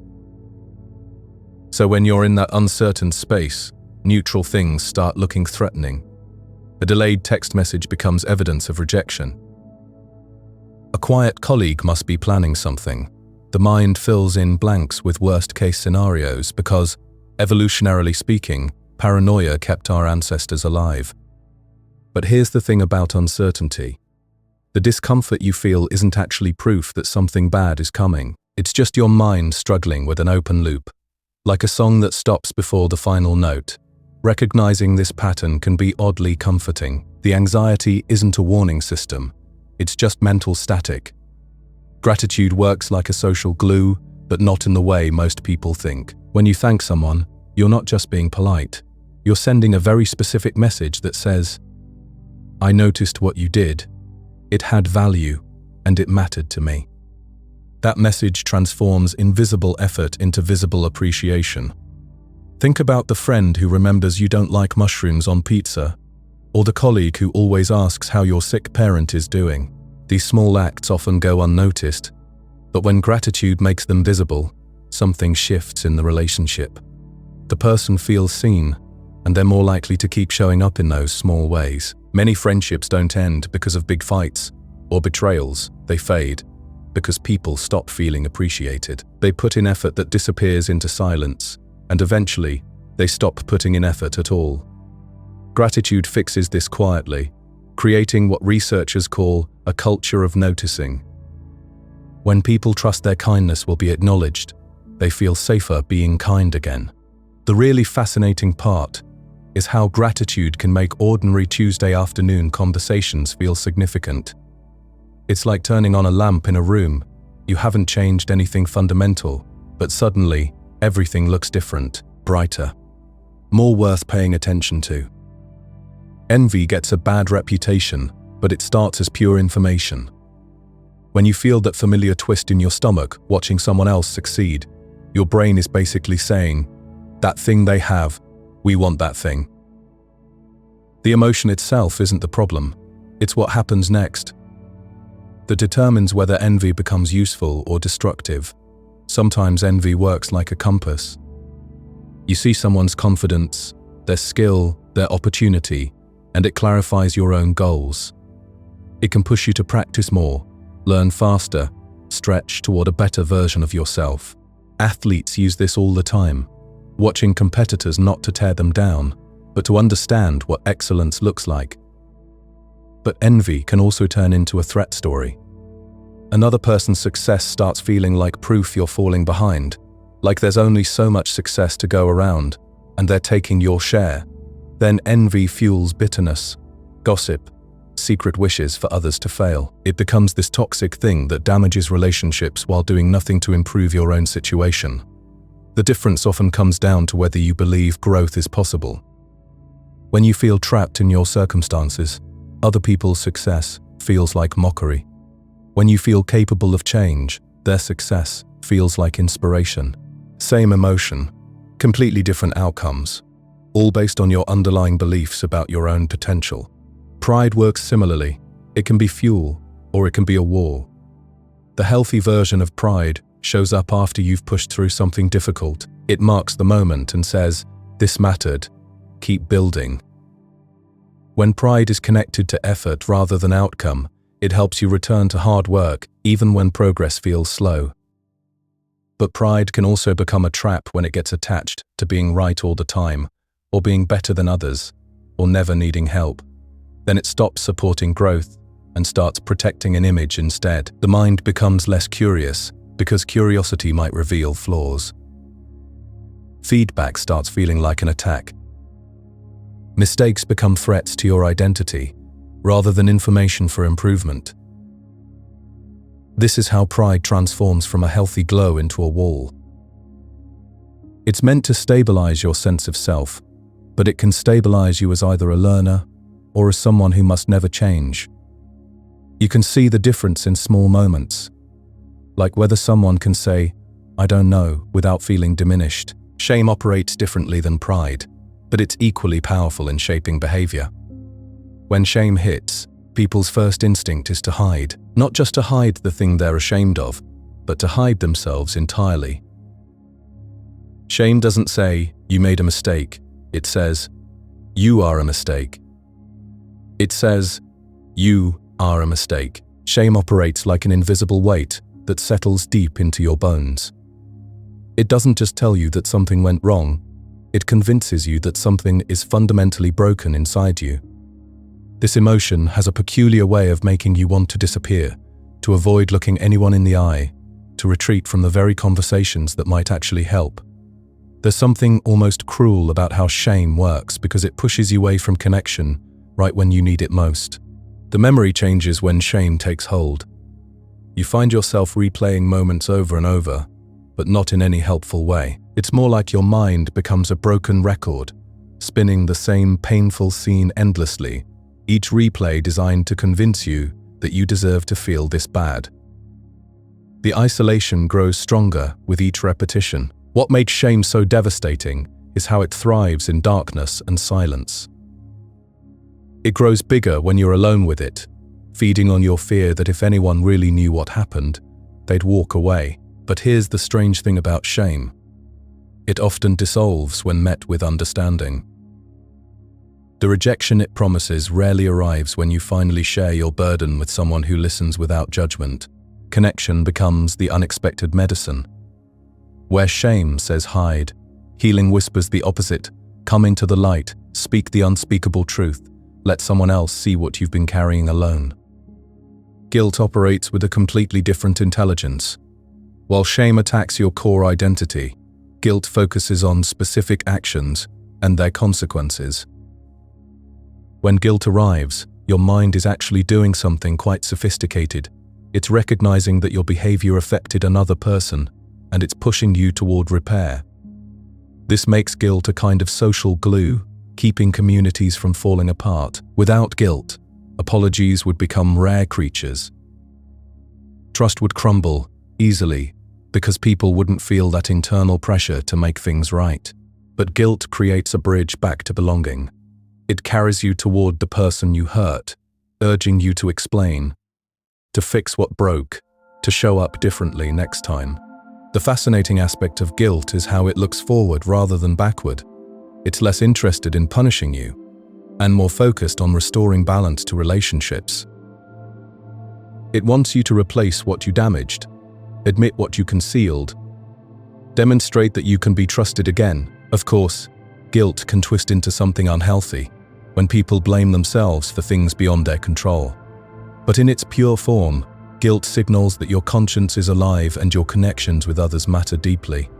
Embarrassment serves as an unexpected social messenger. It arrives like sudden fire spreading across your face, making you feel exposed under the worst possible spotlight. Yet this uncomfortable heat actually performs important repair work in social situations. When you stumble over words, forget someone's name, or make an awkward comment, that visible flush and nervous smile communicate something valuable to everyone watching. Your embarrassment tells the group that you recognize the mistake, that you're not ignoring social rules or acting without awareness. You're demonstrating that you understand what counts as inappropriate or out of place. This matters because human groups function on predictability. People feel safer around someone who shows they're tuned into shared expectations and boundaries. The blush becomes an apology without words, an instant acknowledgement that something landed wrong. It can prevent conflicts from escalating because it offers immediate recognition of the social misstep. Strangely enough, the person who shows appropriate embarrassment often appears more trustworthy than someone who remains perfectly composed. That uncomfortable flush becomes a badge of belonging, proof that you're connected to the same social wavelength as everyone else. Some minds create rich emotional experiences without relying on mental pictures at all. We often assume that feelings are powered by internal imagery, like private movies playing in our heads. But there are people who experience little or no voluntary visualization, yet their emotional lives remain incredibly deep and complex. They might not be able to picture a loved one's face on command, but hearing that person's name can still flood them with warmth and tenderness. They may not visualize a frightening memory, yet their body responds with racing heartbeats and tightening muscles when they recall the event. This reveals something profound about how emotion actually works. It doesn't need inner movies to create powerful experiences. For these individuals, memory feels more like knowing than seeing, more like navigating a web of facts and feelings than flipping through photographs. Emotion builds itself from concepts, sounds, bodily sensations, and layers of meaning, rather than visual scenes. This difference often comes as a surprise because people rarely compare how their minds render experience. It's a gentle reminder that consciousness itself comes in many different flavors, that there are countless ways to be human on the inside, each valid and complete in its own right. Different pathways can lead us to the same emotional destination, and each route carries equal weight in our experience. The brain doesn't discriminate between feelings that arise from physical changes versus those that come from our thoughts. When we get proper sleep, our emotional responses tend to soften around the edges. A full night of rest acts like a dimmer switch, for our reactivity. Those small irritations that normally gnaw at us, they somehow stay contained. Sharp words from others don't penetrate as deeply into our sense of self. The problems we face still exist, but they appear more manageable, not because circumstances changed, but because our mind recovered its natural ability to process and reframe experience. Poor sleep creates the opposite effect entirely. Emotions feel more raw, more immediate, harder to guide in any particular direction. It's as if the volume on everything gets turned up inside your ribcage. This explains why people argue more fiercely when they're running on empty. It also reveals why our worries become so convincing during those dark hours before dawn. Sleep serves a much deeper purpose than simple physical recovery. It maintains our emotional infrastructure, helping us organize the day's events, quiet our alarm systems, and restore the delicate balance between impulse and self-control. Even after quality rest, strong emotions still visit us, but they tend to arrive with smoother edges.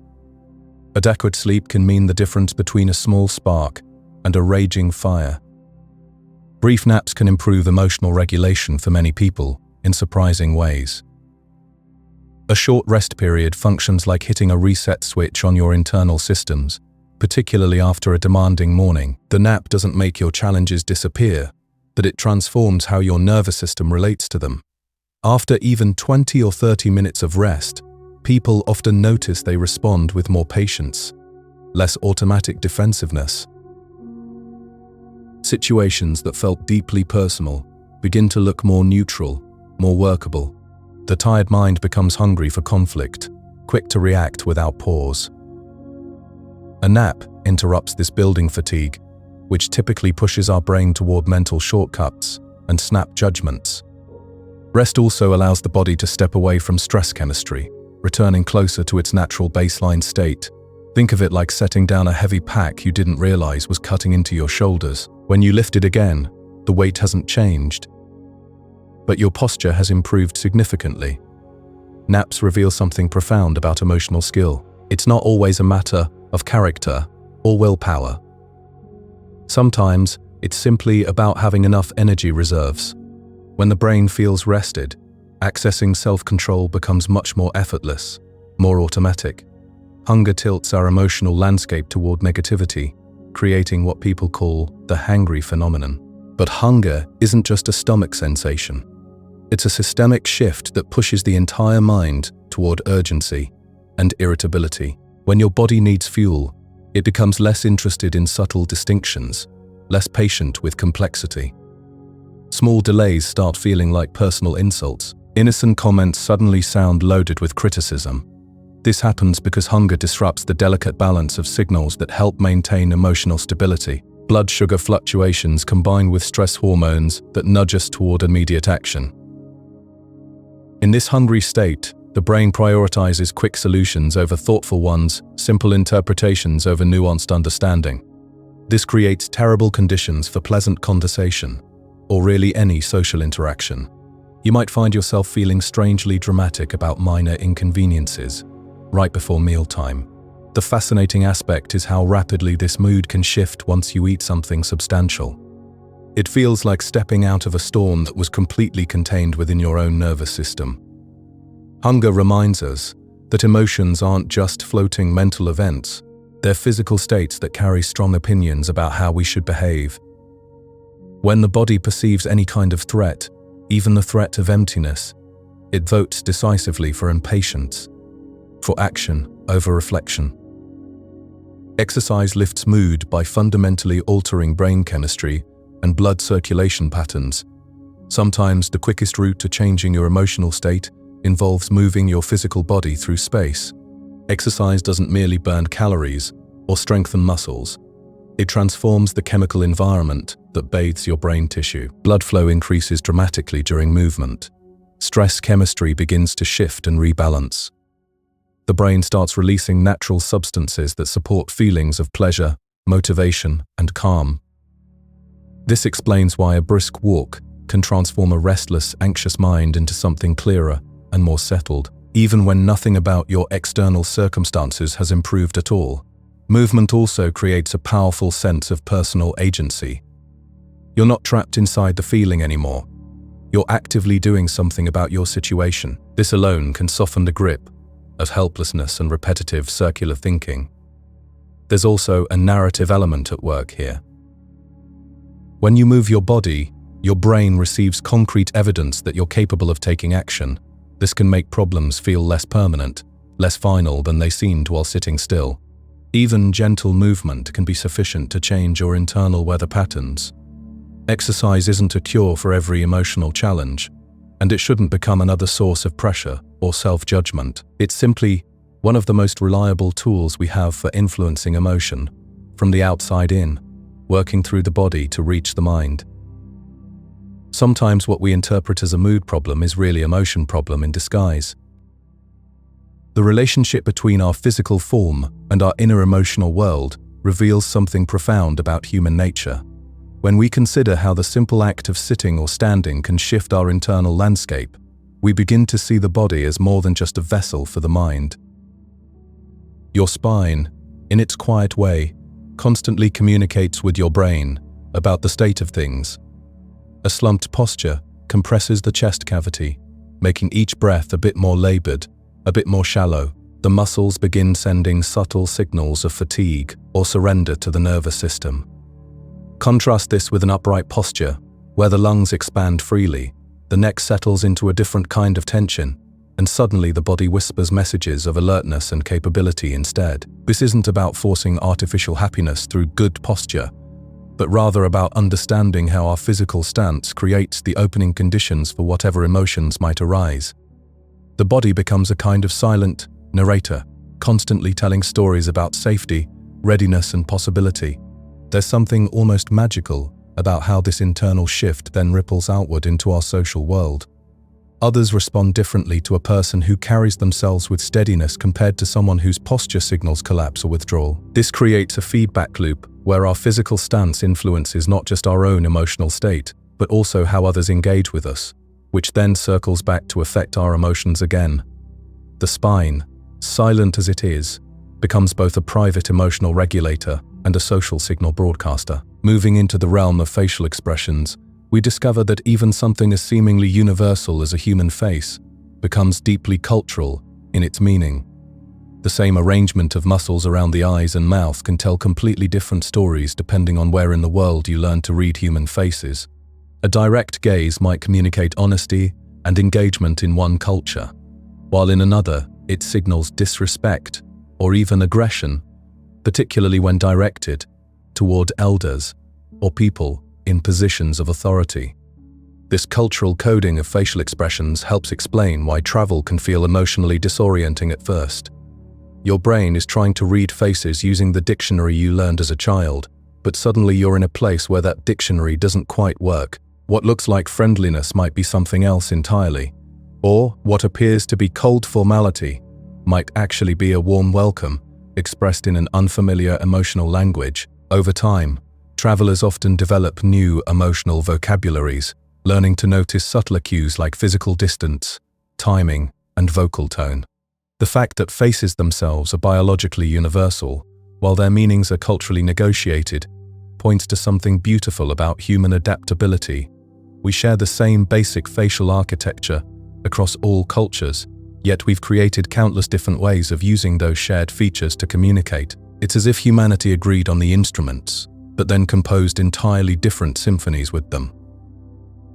Some cultures have developed preferences for emotional restraint over exuberance. In these societies, the ideal emotional state isn't loud happiness, but rather a kind of steady composure. A calm expression signals maturity, self-respect, and reliability, while intense displays of enthusiasm might be interpreted as careless or immature. People in these cultures often learn to express joy, like a candle flame, rather than fireworks, keeping their happiness present, but gentle. This emotional preference shapes everything from how families celebrate important moments to how friends offer praise to each other. Even leadership styles reflect these values, with composed, measured responses being favored over passionate outbursts. A person can feel profound happiness while showing it softly, because their culture rewards emotional balance and sees it as protective for the group as a whole. Meanwhile, Cultures that celebrate high-energy excitement might misinterpret this calm composure as boredom or disapproval, even when it actually represents contentment or agreement. These differences in emotional style can create genuine confusion in workplaces where people from different cultural backgrounds are trying to read each other's feelings and intentions. Once you become aware of these patterns, you start noticing them everywhere in daily interactions. The volume of an emotion, it turns out, is not the same thing as the emotion itself. Volume is simply the cultural style, the preferred way of expressing what's happening inside. Understanding this distinction opens up new ways of connecting across cultural boundaries, recognizing that someone's emotional experience might be just as rich and complex as your own, even when it's being expressed in a completely different emotional language. The way we carve up our emotional landscape depends heavily on the tools our language gives us. Think about it. Some cultures have single words that capture feelings so specific.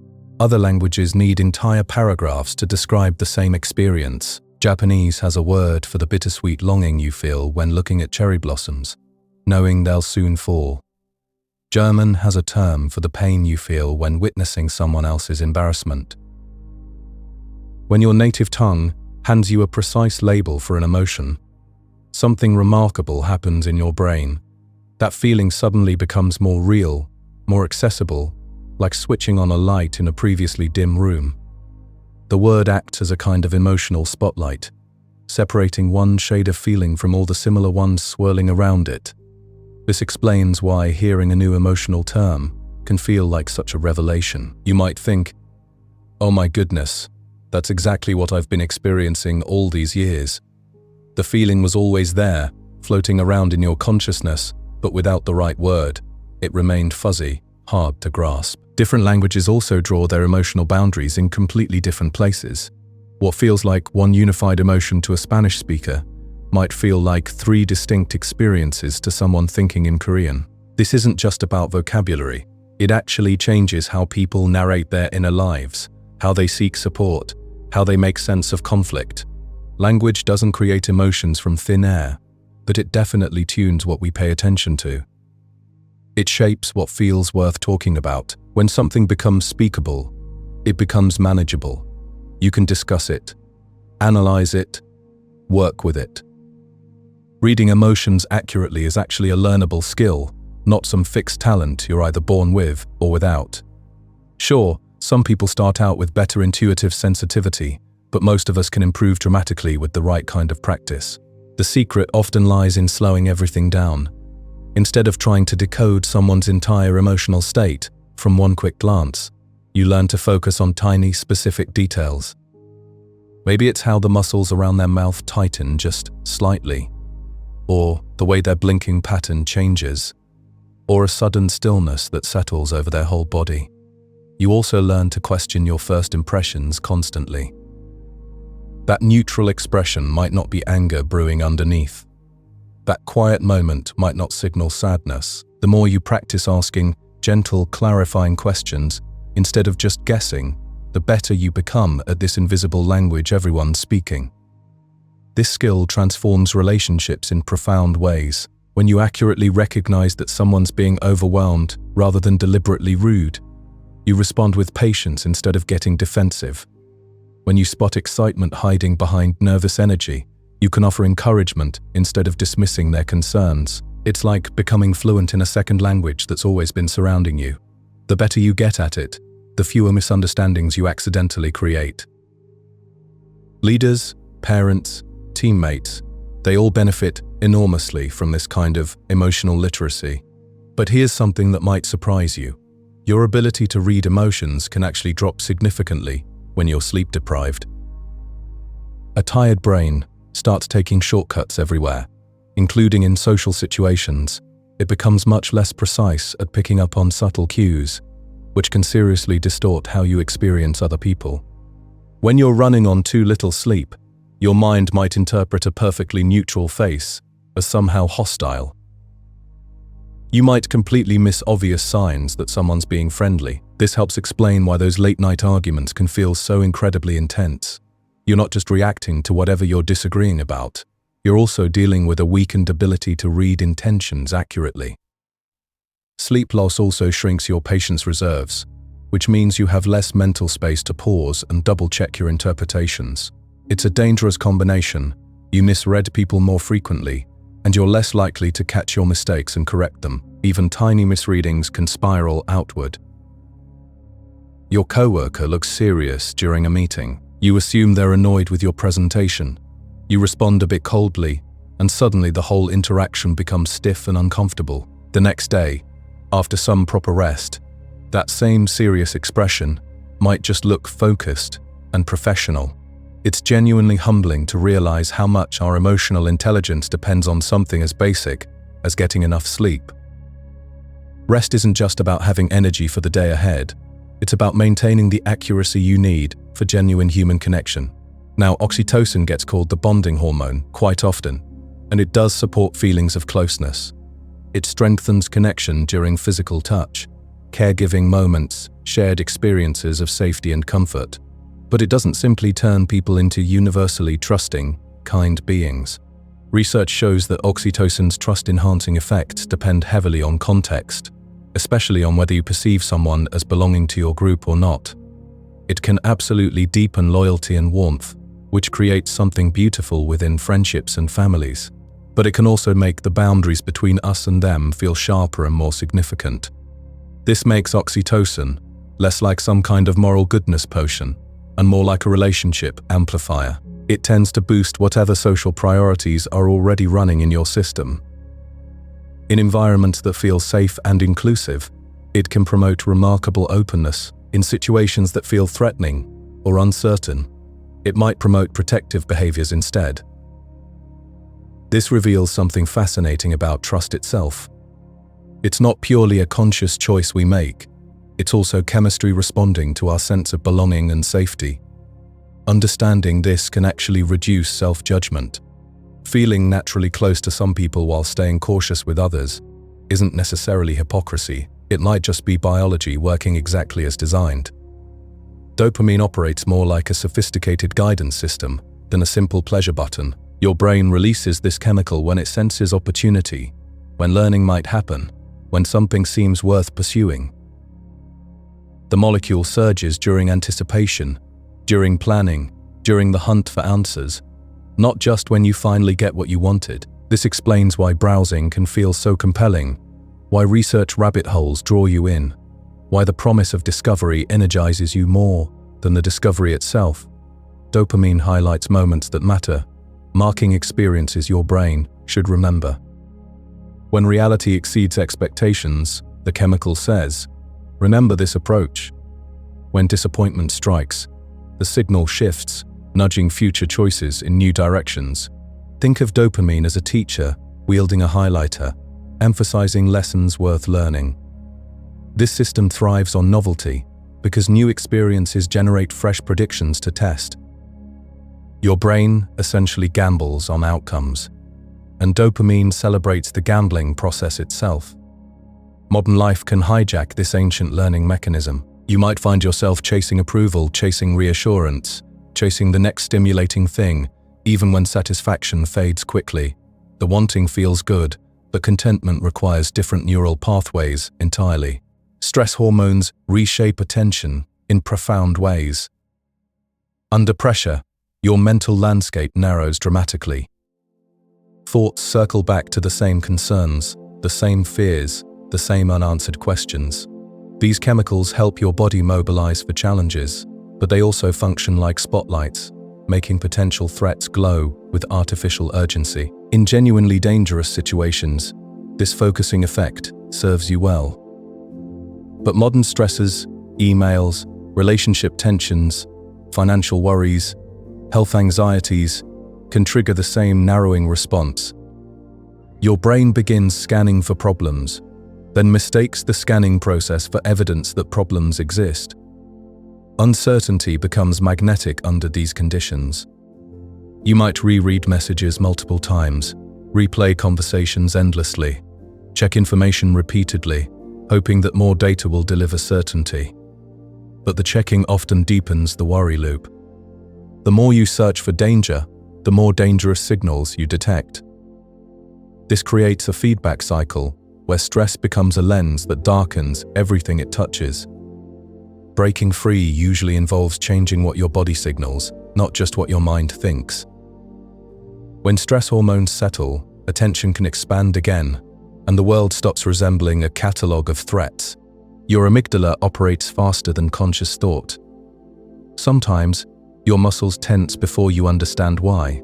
A sudden noise, unexpected movement, unfamiliar shadow, and your body reacts instantly.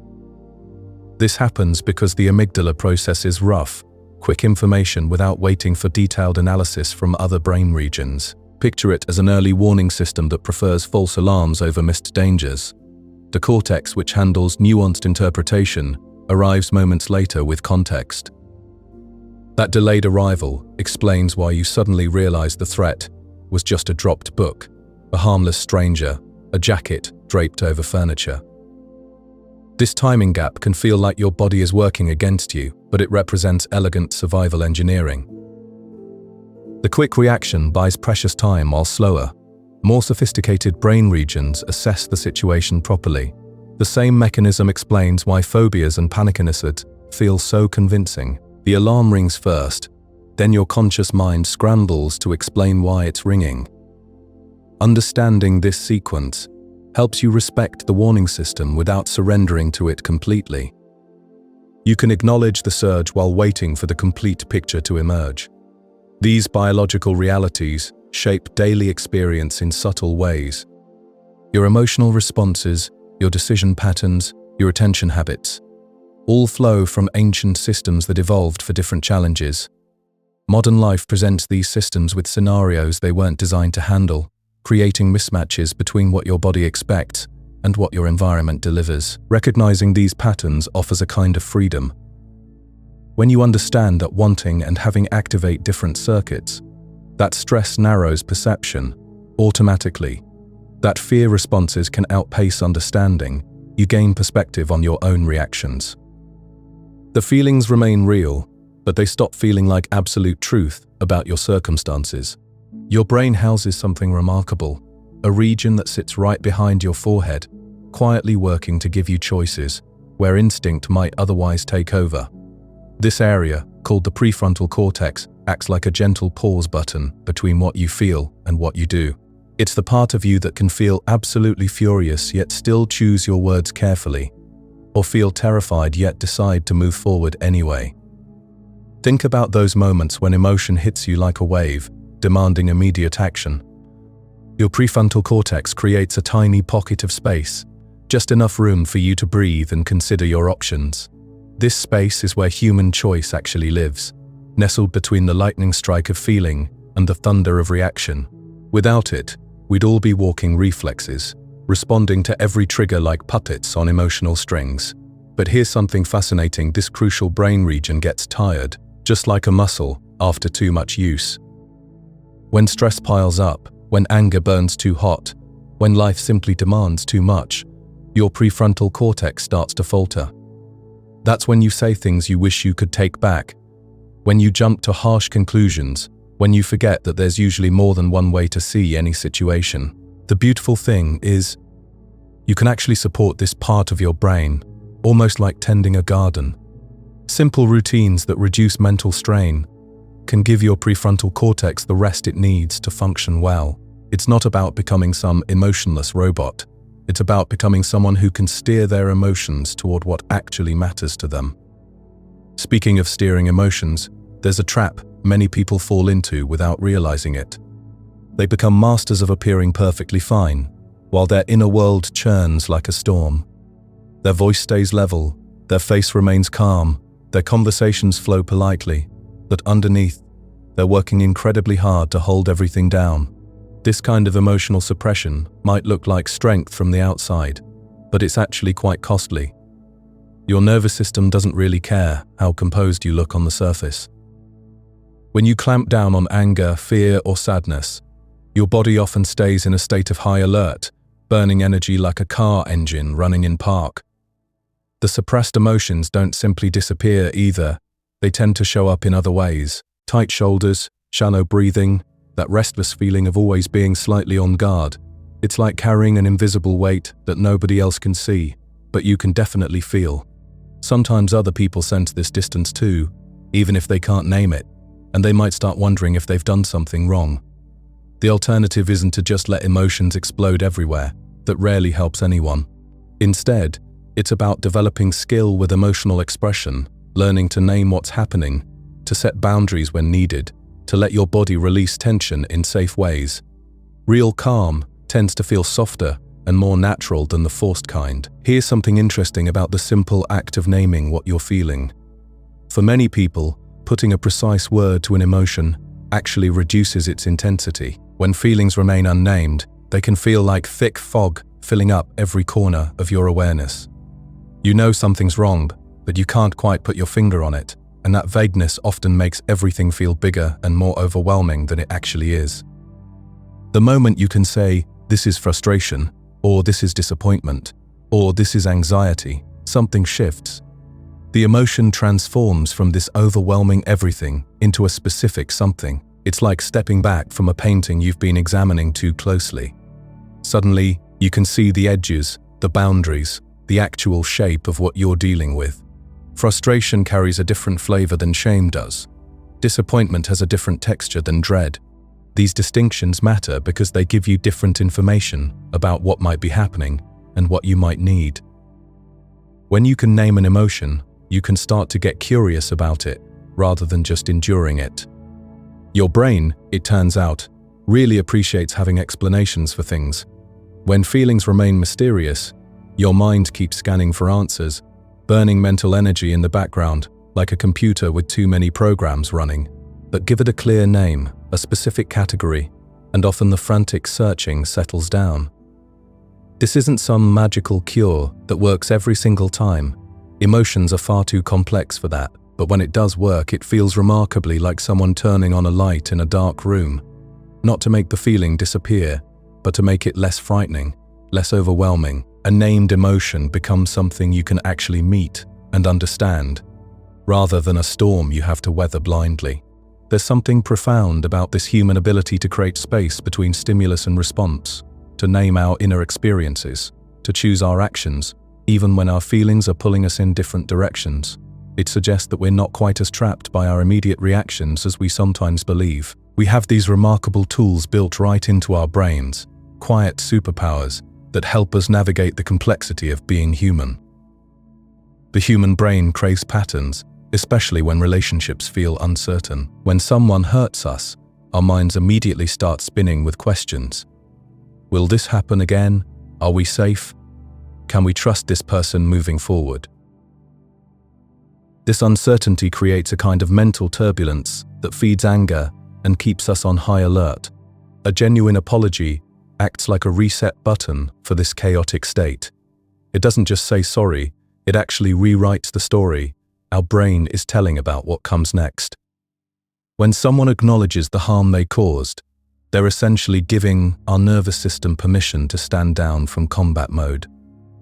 The predictability returns, the rules become clear again. What makes apologies so powerful is how they speak to our deepest social needs. Humans evolved in groups where knowing the unwritten rules meant survival. We're essentially prediction machines, constantly trying to figure out the social weather around us. A real apology provides new data, a promise that tomorrow's interactions will follow different patterns. But here's where it gets interesting. Not all apologies work the same way. Excuses keep that uncertainty alive. They maintain the original chaos because they don't actually change anything. The brain stays vigilant because the threat hasn't been properly addressed. A sincere apology, though, offers something different entirely. It restores dignity to the hurt person by saying their experience matters, their pain was real and noticed. Children seem to understand fairness before they can even articulate what it means. Watch any playground and you'll see tiny humans becoming absolutely outraged when someone cuts in line or gets an extra cookie. This isn't learned behavior, it's something much deeper. Fairness appears to be hardwired into us, like an internal alarm system that goes off when the social world tilts out of balance. The intensity of these reactions makes sense when you consider what fairness really represents. It's not just about equal shares or following rules. It's about predictability and safety. When resources get distributed randomly, when care becomes unpredictable, the whole world starts to feel unstable. Children react so strongly because their survival instincts recognize that unfairness threatens the social contract that keeps everyone safe. Young children often become fierce guardians of rules, not because they're naturally rigid, but because rules represent promises. They're evidence that the social world operates according to understandable principles. When a child sees fairness upheld consistently, they learn that cooperation actually works. But when they witness unfairness being rewarded, something different happens. Seeds of suspicion get planted that can influence how they approach relationships for decades. These early experiences with fairness shape our adult identities in profound ways. They determine whether we trust institutions, how we handle conflicts, whether we're willing to share resources with others. The child who learns that fairness matters becomes an adult who believes in the possibility of just systems. The child who sees cheaters prosper becomes someone who approaches the world with a very different set of assumptions. Perhaps most fascinating is how humans will sometimes choose justice over personal advantage, even when it hurts.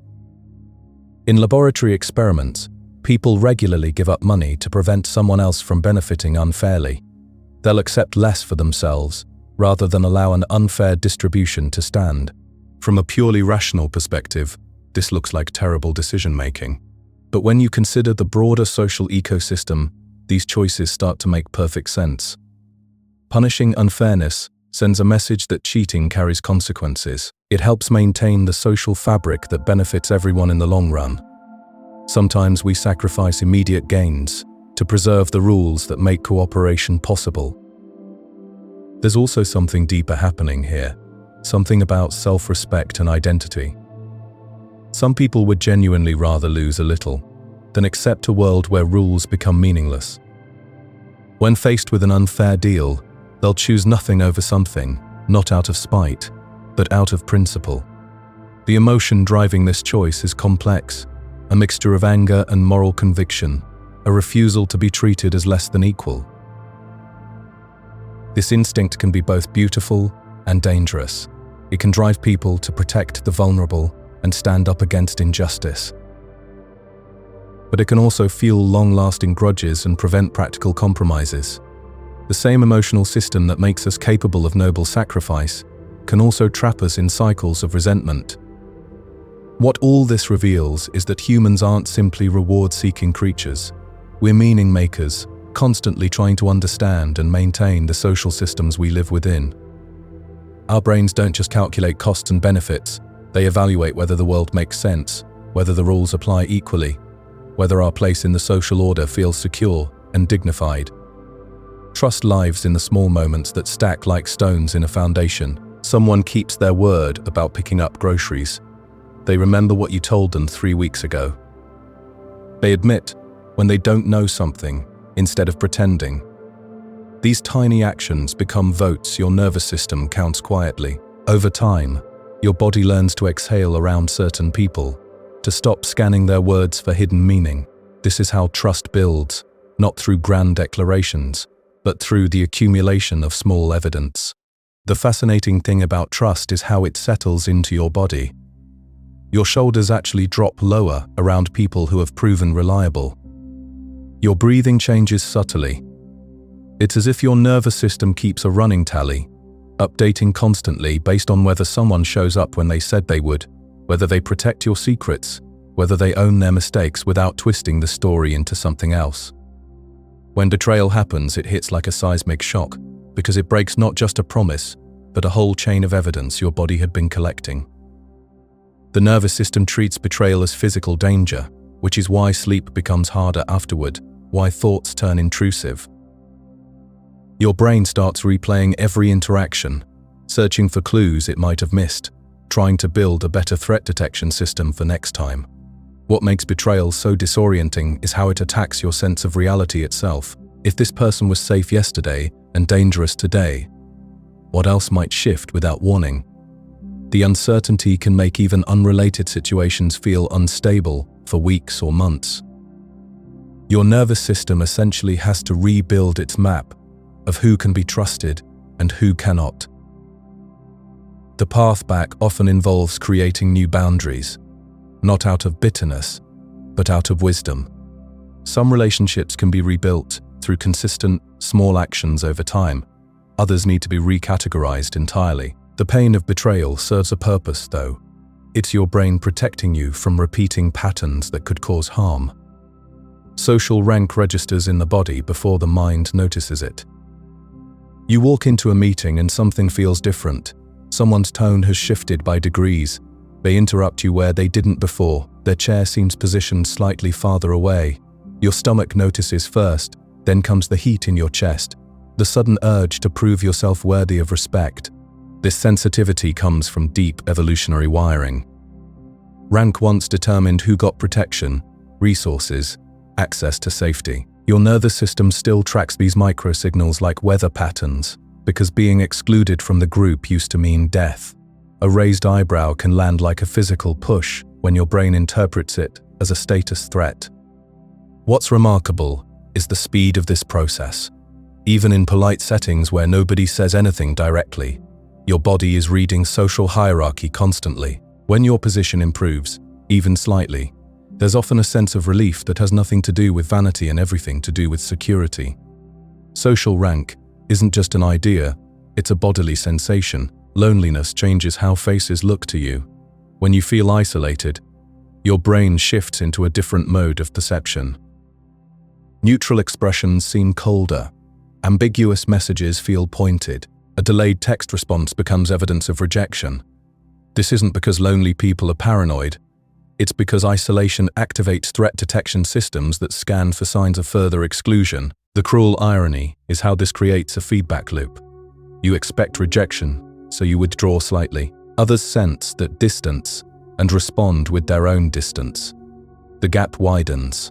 From the outside, you might look perfectly calm, while inside, your mind is constantly measuring social risk, interpreting ambiguity as danger. Understanding this can transform how we approach someone who seems withdrawn. A simple warm gesture, genuine interest, even brief eye contact can interrupt that threat scanning process.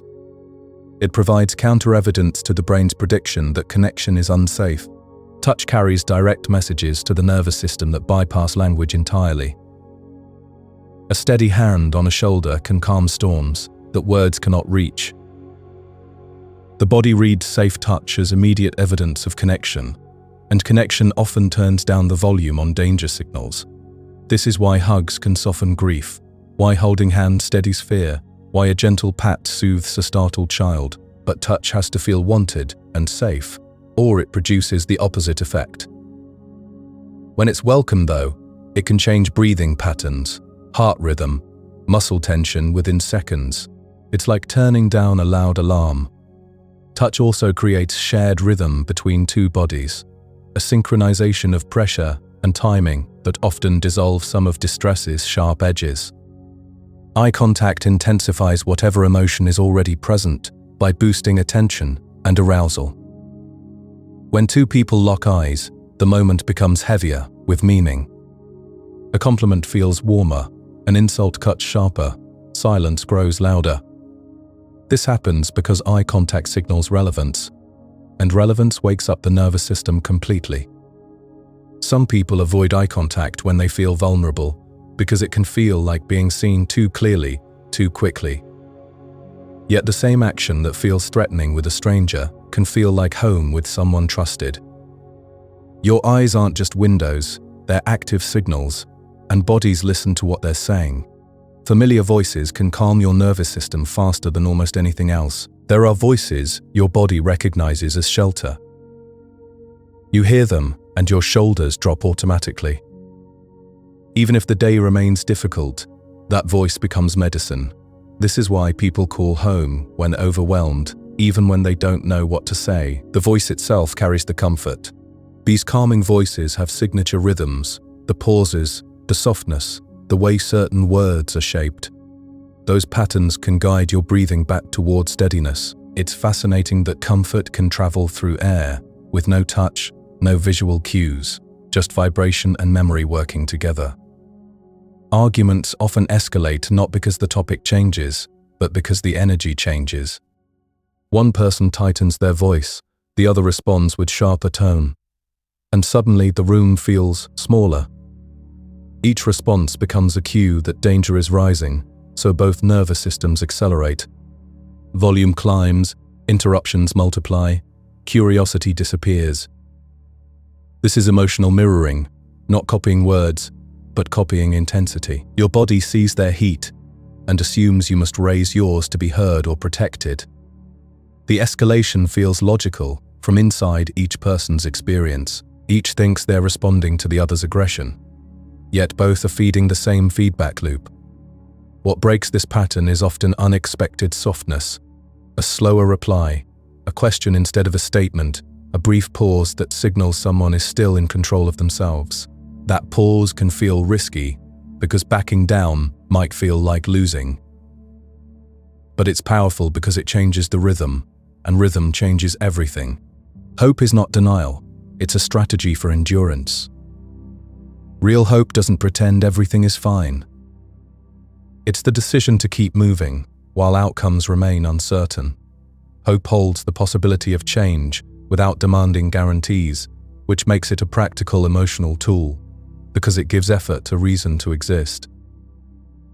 When people lose hope, they often stop trying, not from laziness, but from exhaustion.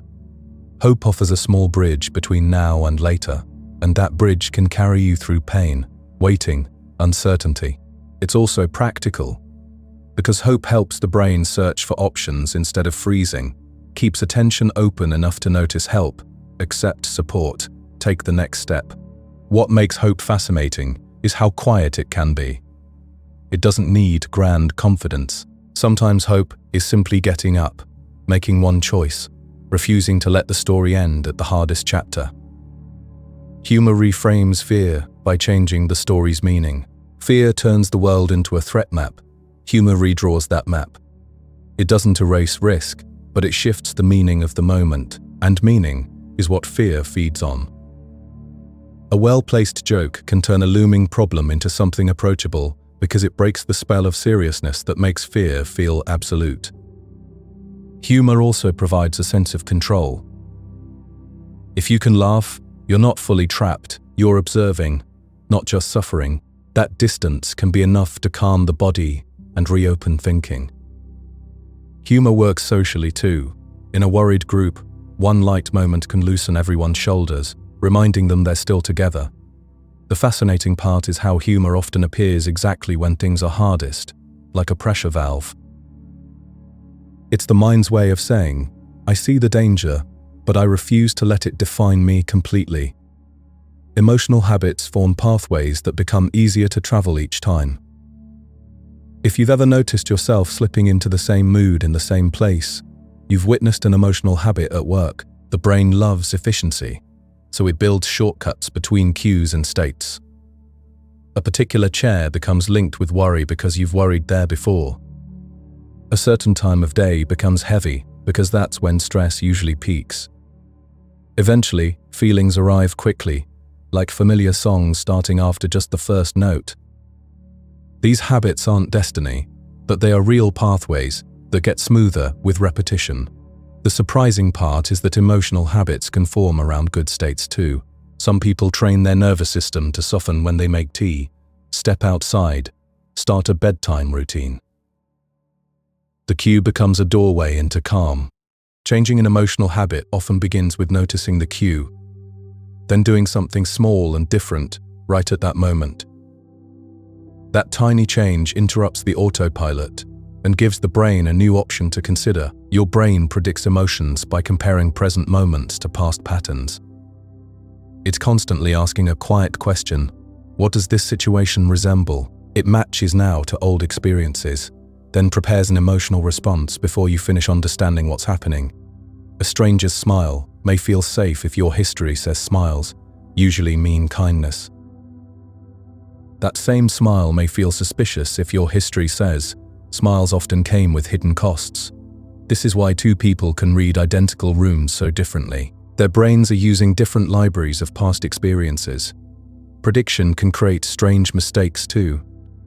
You might feel anxious before a genuinely supportive meeting because your body is remembering older meetings that were tense. The emotion arrives as prediction, not verdict. Once you see this pattern, you can treat feelings as hypotheses. They're educated guesses about what will happen next, shaped by memory. Sometimes the guess is wise, sometimes it's outdated. The fascinating part is that your brain keeps updating when it gets enough new evidence, which means emotional change remains possible even when first predictions feel automatic. Chronic stress can dull pleasure, a change called anhedonia. When stress becomes constant background noise, the world can lose some of its color. Things that once felt rewarding, music, food, conversation, even rest, may feel oddly flat. This isn't laziness, it's not lack of gratitude. It can be the nervous system protecting itself by turning down reward sensitivity. Chronic stress keeps the body in readiness mode, and readiness is expensive. Over time, the brain may prioritize threat detection over enjoyment, because enjoyment doesn't help you survive an emergency. When the emergency never ends, the reward system stays muted. People often describe it as living behind glass, watching life without tasting it fully. The hopeful part is that dulled pleasure isn't always permanent. When safety returns, when sleep improves, when stress decreases, the brain can gradually relearn reward. Small, enjoyable moments, repeated gently, can become signals that it's safe to feel good again. Emotional numbness can be protective during overwhelming experiences. Sometimes the most surprising reaction to something intense is feeling almost nothing. You might expect tears or panic, yet instead there's quiet emptiness, as if the mind stepped back. This can be emotional numbness, the brain's way of preventing overload. When pain, fear, or shock exceeds what the system can process in a moment, shutting down feeling can be a temporary shield. It allows you to do what must be done, make phone calls, handle logistics, get through the day. The numbness isn't proof that you don't care. In many cases, it's proof that you care so much your nervous system is rationing feeling like a scarce resource. Later, when safety increases, emotion often returns in waves, sometimes triggered by something small like a song or a quiet room. That delayed return can be confusing, but it shows the protection lifting. Numbness isn't the end of emotion, it's a pause button pressed by a system trying to keep you functioning. Some people cry from happiness, because arousal spills over into available channels. Sometimes joy arrives with so much intensity that the body borrows the machinery of tears to release it. This can happen at reunions, weddings, moments of surprise kindness, or when a long-held fear finally resolves into relief and gratitude. The nervous system doesn't have a special outlet reserved only for happiness. It has a few powerful release valves, and crying is one of them. When arousal runs high, breathing changes, chest tightens, eyes may water as the body tries to regulate the surge. It can feel strange to cry when nothing is wrong, yet the tears can be a sign of how much the moment matters. Happiness tears often show up when emotion is mixed with something else, like awe, gratitude, or sudden realization of what could have been lost. They also appear when the body is finally allowed to stop racing. The tears aren't sadness in disguise, they're the nervous system exhaling through the eyes. Anger can cover fear, acting like emotional armor. Anger feels strong and clean, which makes it an appealing mask. Fear is vulnerable, it admits you could be hurt. Anger feels like power, like you're ready to fight back. In many people, anger rises when fear is present, but hard to tolerate. A person feels threatened in conversation, and instead of saying "I'm scared," the voice hardens and words sharpen. The anger becomes armor, protecting the tender part underneath from exposure. This is why some arguments are really about safety, not about winning. The anger is doing a job, trying to maintain control when control feels shaky. The trouble is that armor can frighten the very people who could help. Anger pushes others away, which can increase the original fear of being alone, rejected, powerless. Learning to notice fear beneath anger is like finding a hidden lever. When you can name the vulnerability, the need becomes clearer. You can set boundaries without becoming a weapon, ask for reassurance without shame. Anger is often a guard dog. Fear is often the reason it was hired. Jealousy can arise from uncertainty, not just possessiveness. Jealousy is often framed as wanting to own someone, but it frequently begins with not knowing where you stand. When the brain cannot predict whether a bond is secure, it starts scanning for rivals and threats. A harmless interaction becomes suspicious. A laugh across the room feels like a signal. The emotion isn't always about control. It's often about stability. Jealousy is the nervous system saying, "This connection matters, and I'm not sure it's safe." That uncertainty can come from real patterns, mixed signals, broken trust, or old wounds that taught you closeness can disappear. Jealousy also tends to focus attention narrowly, making you collect evidence that supports the fear while ignoring evidence that contradicts it. That's why it can feel so convincing. The path through jealousy often involves clarity, clear agreements, honest reassurance. Consistent behavior gives the brain the predictability it craves. When security increases, jealousy often fades without needing force. Compassion can be trained like a skill that strengthens with practice. Compassion isn't something you either have or lack. It can grow because the brain changes with repeated attention. When you deliberately notice suffering, including your own, and respond with a wish for relief, you're building a mental habit that becomes easier to access later.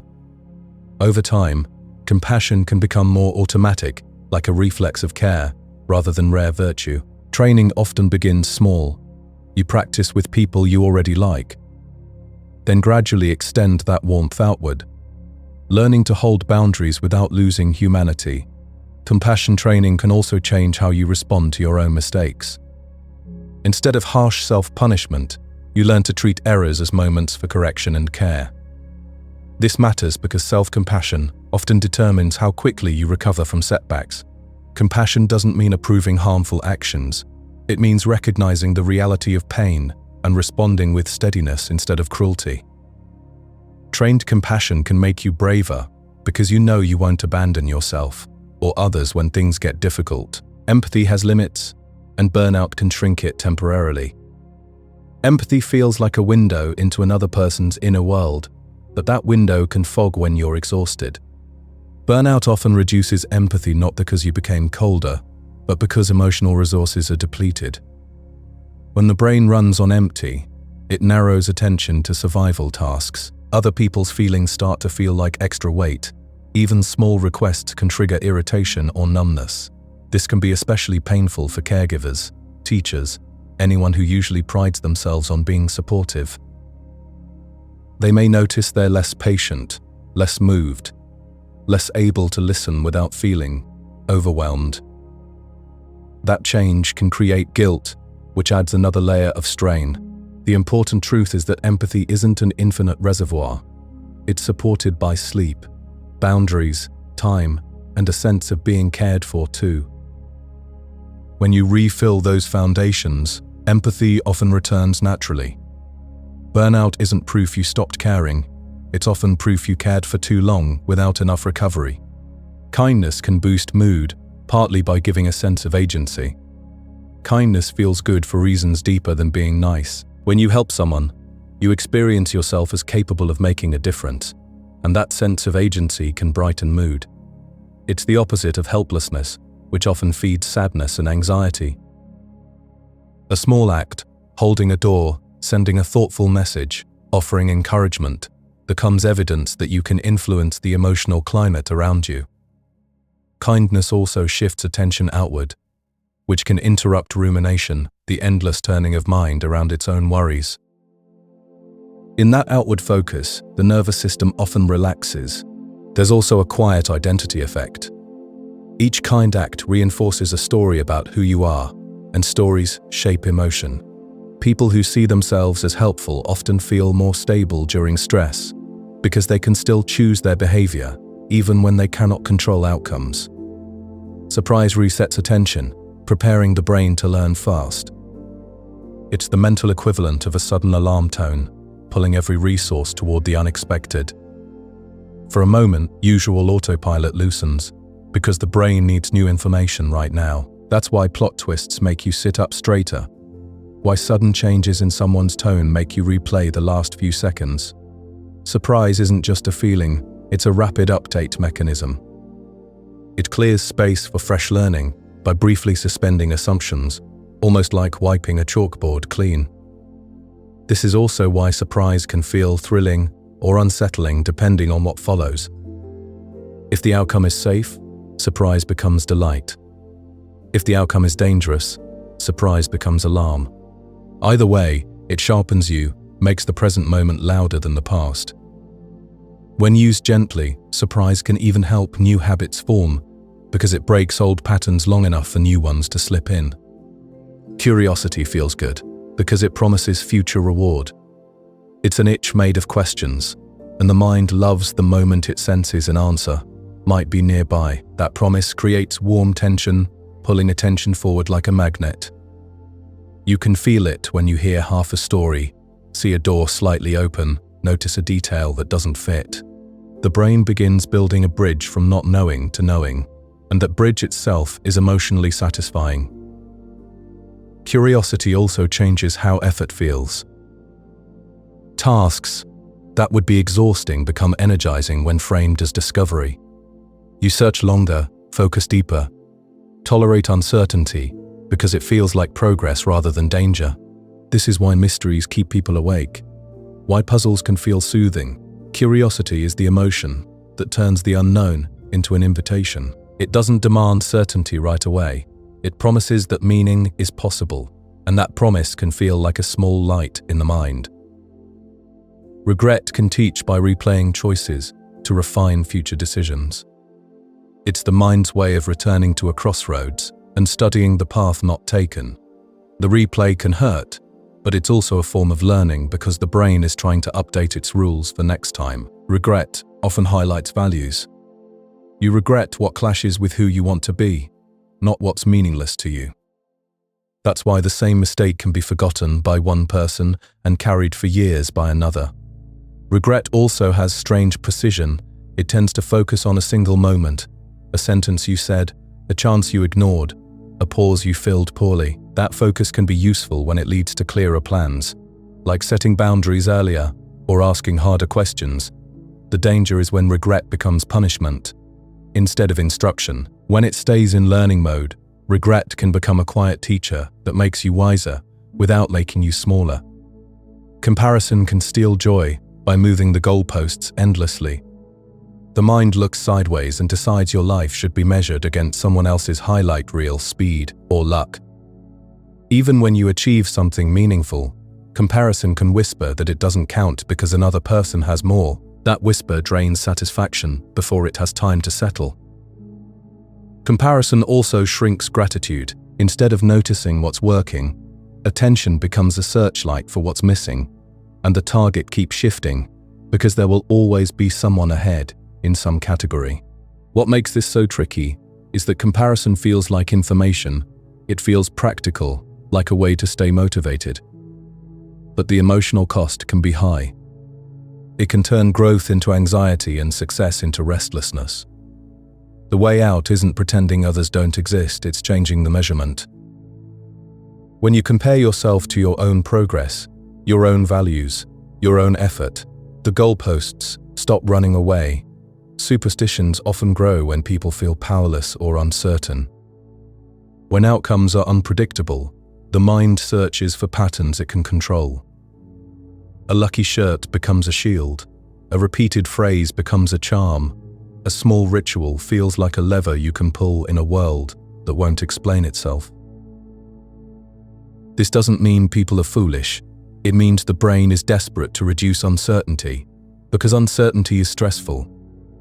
Superstition can offer immediate relief by creating a sense of influence, even if the influence is imagined. It can also create stories that make randomness feel less cruel. The trouble is that superstition can expand, demanding more rituals and more avoidance until the person feels trapped by their own protections. Yet it reveals something tender about human emotion. People want safety, they want predictability. When they cannot find it, they sometimes build it out of symbols. Understanding this can replace mockery with compassion. A superstition is often a coping strategy, wearing a costume. Ritual grief practices help communities share emotional load. When loss is too heavy for one heart to carry alone, shared actions distribute the weight. Funerals, memorial meals, candles, songs, quiet gatherings give sorrow a container so it doesn't spill everywhere at once. These practices also give people something to do when words are inadequate. A hug, shared silence, a hand on a shoulder become a language that says, "You're not alone in this." Ritual grief is also a form of permission.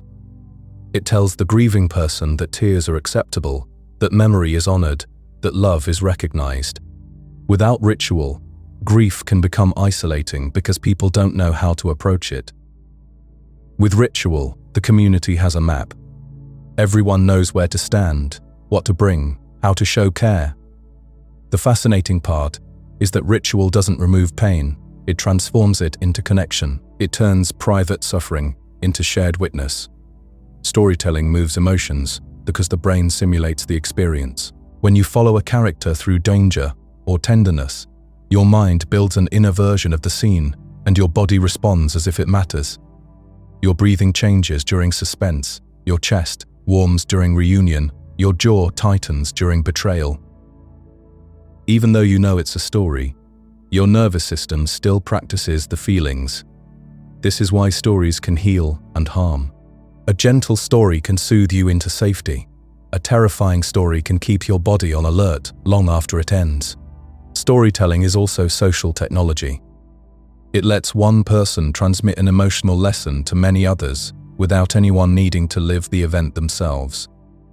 You learn what courage looks like, what kindness costs, what pride can ruin, what love can survive. The fascinating part is that stories don't just entertain, they shape empathy by letting you feel from inside another perspective.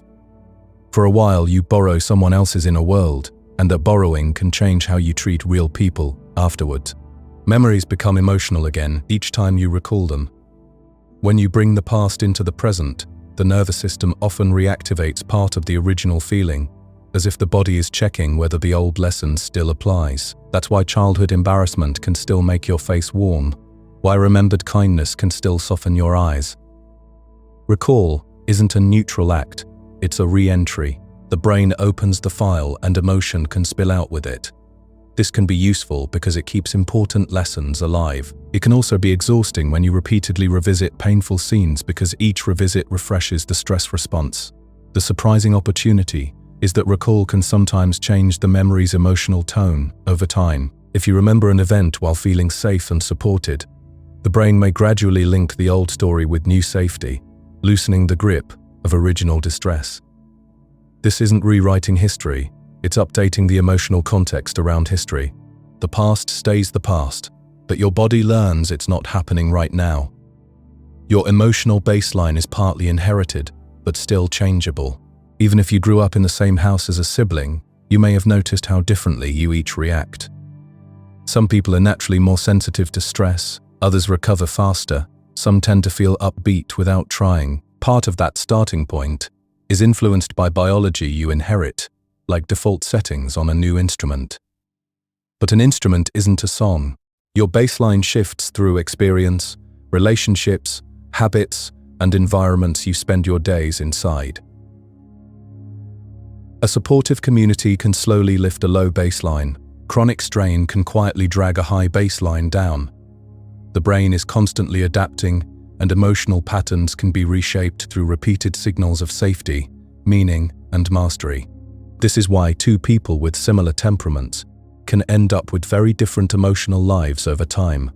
In a gentle way, heredity is the first chapter, not the whole book. Hormonal cycles can shift emotional sensitivity across the month. Some days the same comment lands like a feather, other days it lands like a stone. That change isn't always about weakness or attitude. Hormonal shifts can influence sleep quality, energy, appetite, and how strongly the nervous system reacts to stress. For some people, emotions become closer to the surface at certain points in the cycle. Like the volume has been turned up. Tears come faster, Irritation sparks sooner, comfort matters more. For others, the shift shows up as fogginess, restlessness, or a sense of being less emotionally buffered. What makes this fascinating is that it can change your interpretation of reality. A worry that felt manageable last week may feel urgent today. Recognizing the pattern doesn't dismiss the feeling, it adds context, like weather reports for the inner world. When you track sensitivity over time, you often gain a new kind of self-trust. You realize you're not inconsistent, you're rhythmic. Adolescence amplifies emotion because control systems mature later. Adolescence can feel like living with a louder emotional stereo. Joy becomes huge, embarrassment becomes volcanic. Rejection can feel like the end of the world. This happens partly because systems that generate intense feelings become highly responsive, while systems that help slow, plan, and regulate are still maturing. It's like having a powerful engine before the brakes are fully tuned. That mismatch can lead to impulsive choices, passionate creativity, dramatic shifts in identity, sometimes all in the same week. It can also make teenagers surprisingly brave, because intense emotion can overpower caution. What looks like overreaction from the outside can feel like absolute reality from the inside. The fascinating part is that this intensity isn't just chaos, it's a developmental phase that helps young people separate from childhood, explore social worlds, build personal values. Strong emotion becomes the fuel for becoming someone new.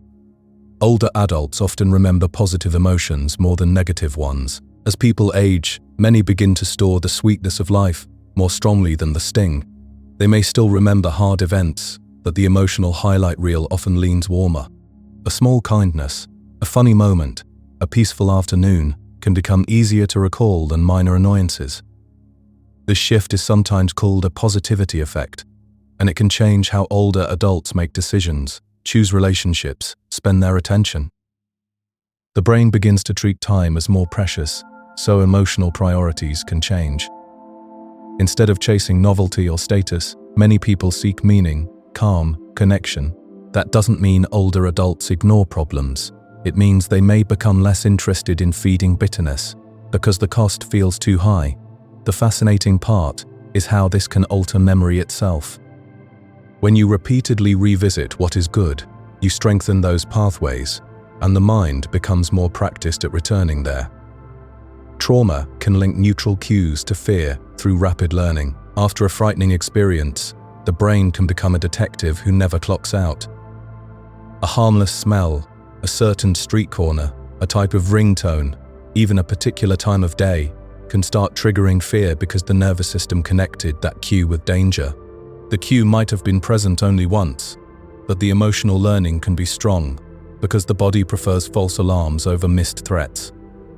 This is why some people feel a surge of panic in situations that look safe to everyone else. The brain isn't reacting to the present alone, it's reacting to a pattern it believes predicts harm.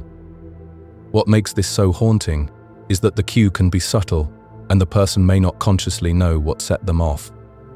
The good news is that these links can loosen with healing, safety, and careful retraining. New experiences can teach the nervous system that the cue no longer leads to danger. Recovery often looks like the brain slowly updating its predictions, one calm moment at a time. Phobias can form from one vivid event, or many small ones. A phobia can feel irrational until you understand how the brain learns fear. Sometimes a single intense experience stamps a powerful association, like a snapshot burned into memory. Other times, fear grows from repeated smaller moments, each adding a drop to the same bucket. A child who is startled by a barking dog once may later feel their body tense near any dog. Another child may become afraid after many uneasy encounters, even if none were dramatic. The fear becomes a protective rule, and the nervous system follows it automatically. What makes phobias fascinating is how specific they can be. The brain can attach alarm to one object, one situation, one sensation, then generalize outward. Avoidance then strengthens the fear, because the person never gets the chance to collect new evidence of safety. Yet phobias can also weaken through careful exposure and support, Because the brain is capable of learning safety too. A phobia isn't a character flaw. It's fear learning that got too good at its job. Emotions guide moral choices faster than deliberate reasoning. When you witness unfairness or cruelty, you often feel something before you can explain it. That first surge isn't just decoration. It can be the engine of moral action. Emotions like compassion, anger, disgust can quickly label a situation as acceptable or unacceptable, pushing you toward helping, protesting, or withdrawing. Reasoning often arrives afterward to justify, refine, or question the choice. This is why people can argue logically yet still disagree sharply. They may share facts but carry different emotional arms and priorities. Moral emotions also help groups coordinate. Shared sense of outrage can unite strangers. Shared sense of tenderness can inspire generosity. The fascinating part is that emotions can make morality feel obvious, which can be both helpful and risky. Helpful, because it motivates protection of others. Risky, because quick moral feelings can be hijacked by misinformation or prejudice. The skill is learning to listen to emotion as a signal of values, then invite reasoning to check the map. Love can feel calming, because attachment signals safety. Love isn't only excitement and romance. At its deepest level, it can feel like the nervous system finally unclenching. When someone is reliably there for you, your brain begins to treat their presence as a cue that danger is lower. Breathing slows, muscles release, even silence feels easier. This is attachment, the bond that turns another person into a source of regulation. It's why a partner's steady hand can settle you. Why a parent's presence can calm a child. Why even thinking of a trusted person can soften fear. The fascinating part is that this calm is built over time through consistency, not through grand gestures. The body learns safety from repeated proof. Love can also be calming, because it makes the future feel less uncertain. If you believe you won't face hardship alone, your mind doesn't need to stay on constant alert. Healthy love becomes a refuge, not by removing life's storms, but by changing how alone you feel inside them. Every emotion carries information, but not every emotion is a verdict. Feelings arrive with urgency, as if they're always telling the whole truth. Anger insists someone is wrong. Anxiety insists something bad is coming. Shame insists you should disappear. But emotion is a message, not a court ruling. It carries data about needs, boundaries, memories, predictions, and it deserves attention. Yet it can also be distorted by fatigue, old wounds, hunger, or misread cues. The powerful shift is learning to treat emotions like instruments on a dashboard. A warning light matters, but it doesn't tell you exactly what the problem is without investigation. When you pause, you can ask what the emotion is protecting, what it's trying to prevent, what it might be assuming. That pause creates freedom. You can respect the signal without surrendering your choices. This is where emotional maturity lives, not in suppressing feelings, but in interpreting them wisely. Emotions can guide you toward what matters, while you remain the one who decides what to do next.